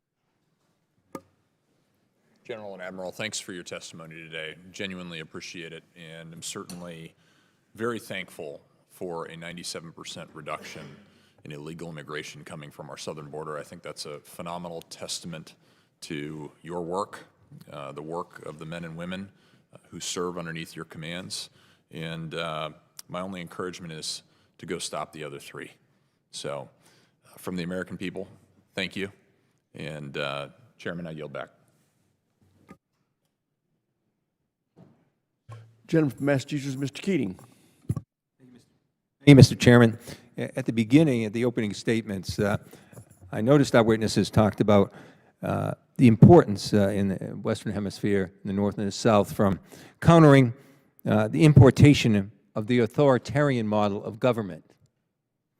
I noticed also that to counter this, that our witnesses said we could do this by our bonding and relationship with arms sales, with rule of law, and disaster assistance, all things that you said were important in the relationship.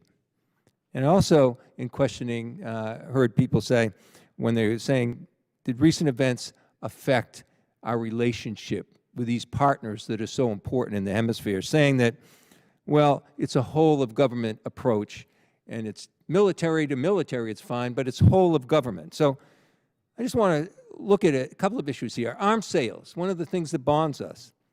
You know, 8 countries participated together on the F-35 partnership.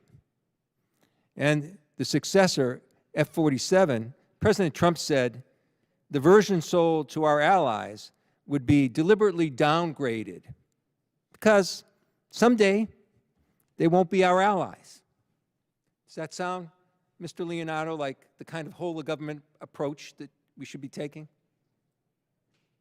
Sir, as you noted, working alongside our allies and partners is key to securing the region, and all of the work that we do in the Department of Defense across the world, we definitely rely on our allies and partners to do that.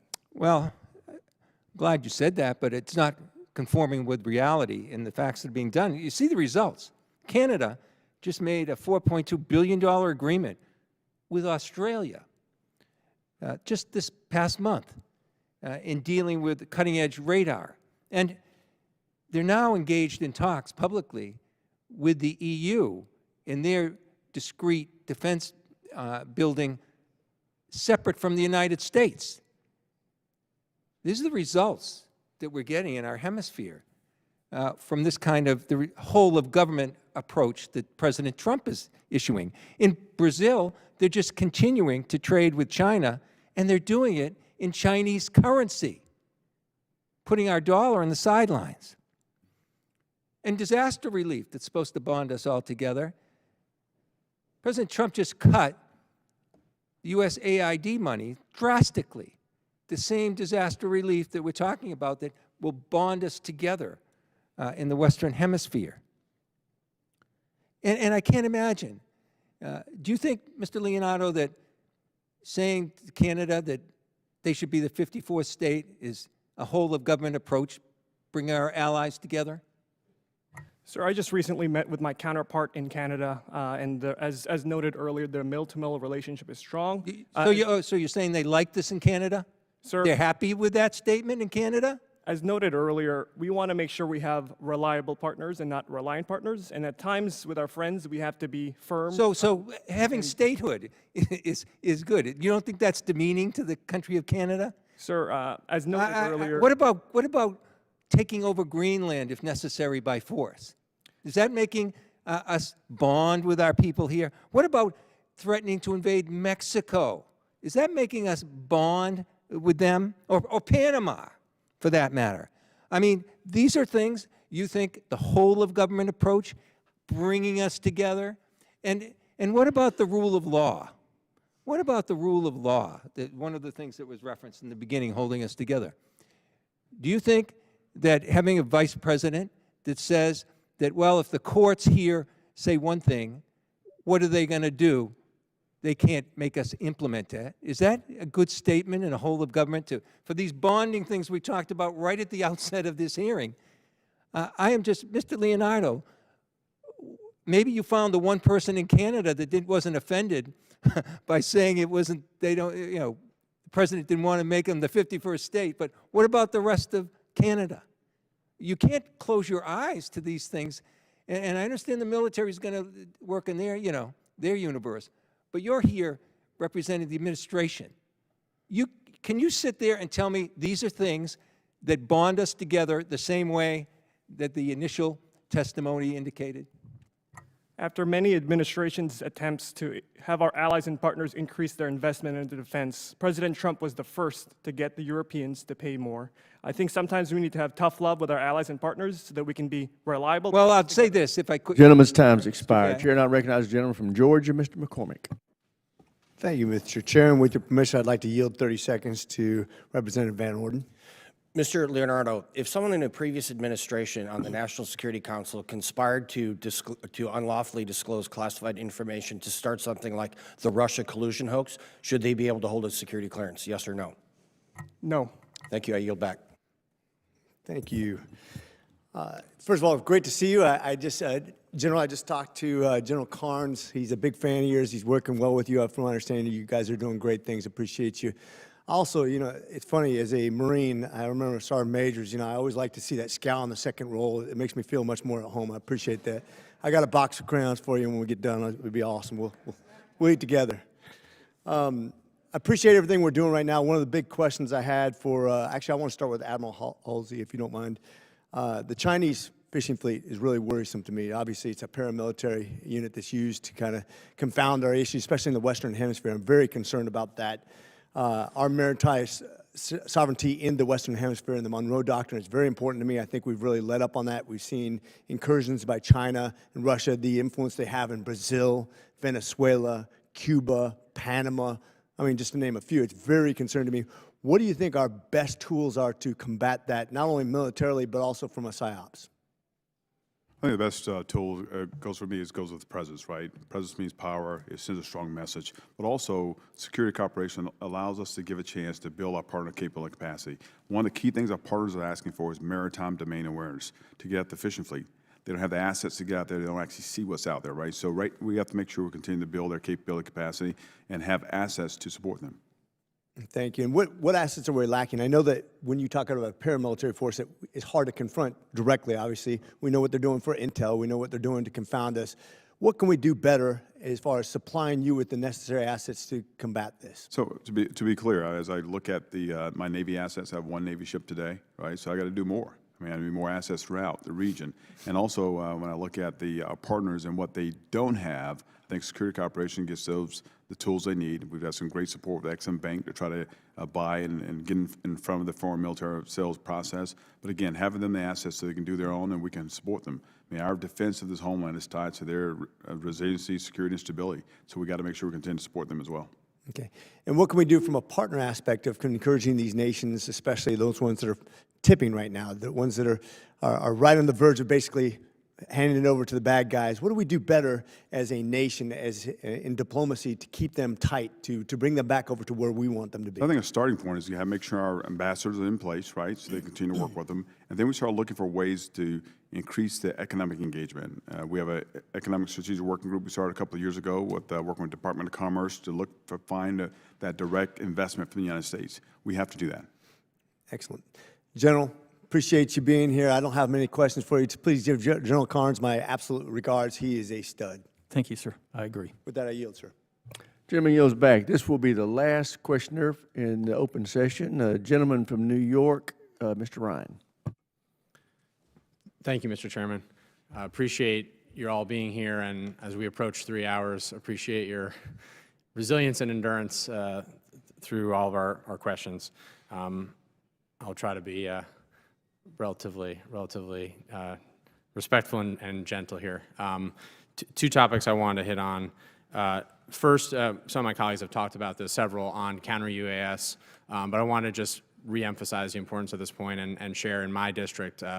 We have a really interesting setup where we have Stewart Air National Guard Base, which is both Air National Guard, but also an actual international civilian airport, which presents a lot of complexities. And late last year, we actually had a series of controlled airspace drone incursions in December 2024, including several very, very sizable drones that were within 25 feet of our C-17 fleet at Stewart. The airport actually had to close down under on the FAA side, which is in and of itself unprecedented. And in conversations with leadership there at Stewart, they are still doing their best, certainly, and working very, very hard, but feel that they still don't have full clarity on authorities, and I appreciate some of your answers on that, General Guillot, today, and also certainly don't have the tech and some of the other support pieces that they need. So on that note, General Guillot, you talked about 130I. Have you actually recommended to the Secretary that all installations have that? I know you said that in your previous answer. Has that recommendation been made? Yes, Congressman, I have made that recommendation. Is your sense that that's moving quickly, or that there's anything we can do to accelerate that given the urgency? Sir, it's been well received, and I think it's moving quickly. That and the other three elements that I brought up that I think we need to better address this threat, this growing threat. Thank you. And I think it was my colleague, Mr. Whitman, spoke about sort of deploying some sort of relatively rapidly deployable set of tools. Is that something that the committee can support, or that we can support to push on? Congressman, I'll take any help I can get there. We have the authority now to use flyaway kits. I think we have the great relationship with FAA that would allow us to operate them quickly. We just need to procure and field those kits so we can respond to Picatinny and Stewart in a fast. My goal would be inside of 24 hours being able to respond. And just to build on that very quickly, to their credit on the ground and partnering with the TAG in New York State, there are some very sophisticated tech capabilities there at Stewart that they're exercising and practicing now. And so figuring out, to the chairman's point and the ranking member's point, how to speed up the procurement of those exact kind of capabilities, I think is something we're all keen to push on. Very quickly, I wanted to shift to a different topic and bring both General and the Admiral into this, and possibly you, Mr. Leonardo, as well, if we have time.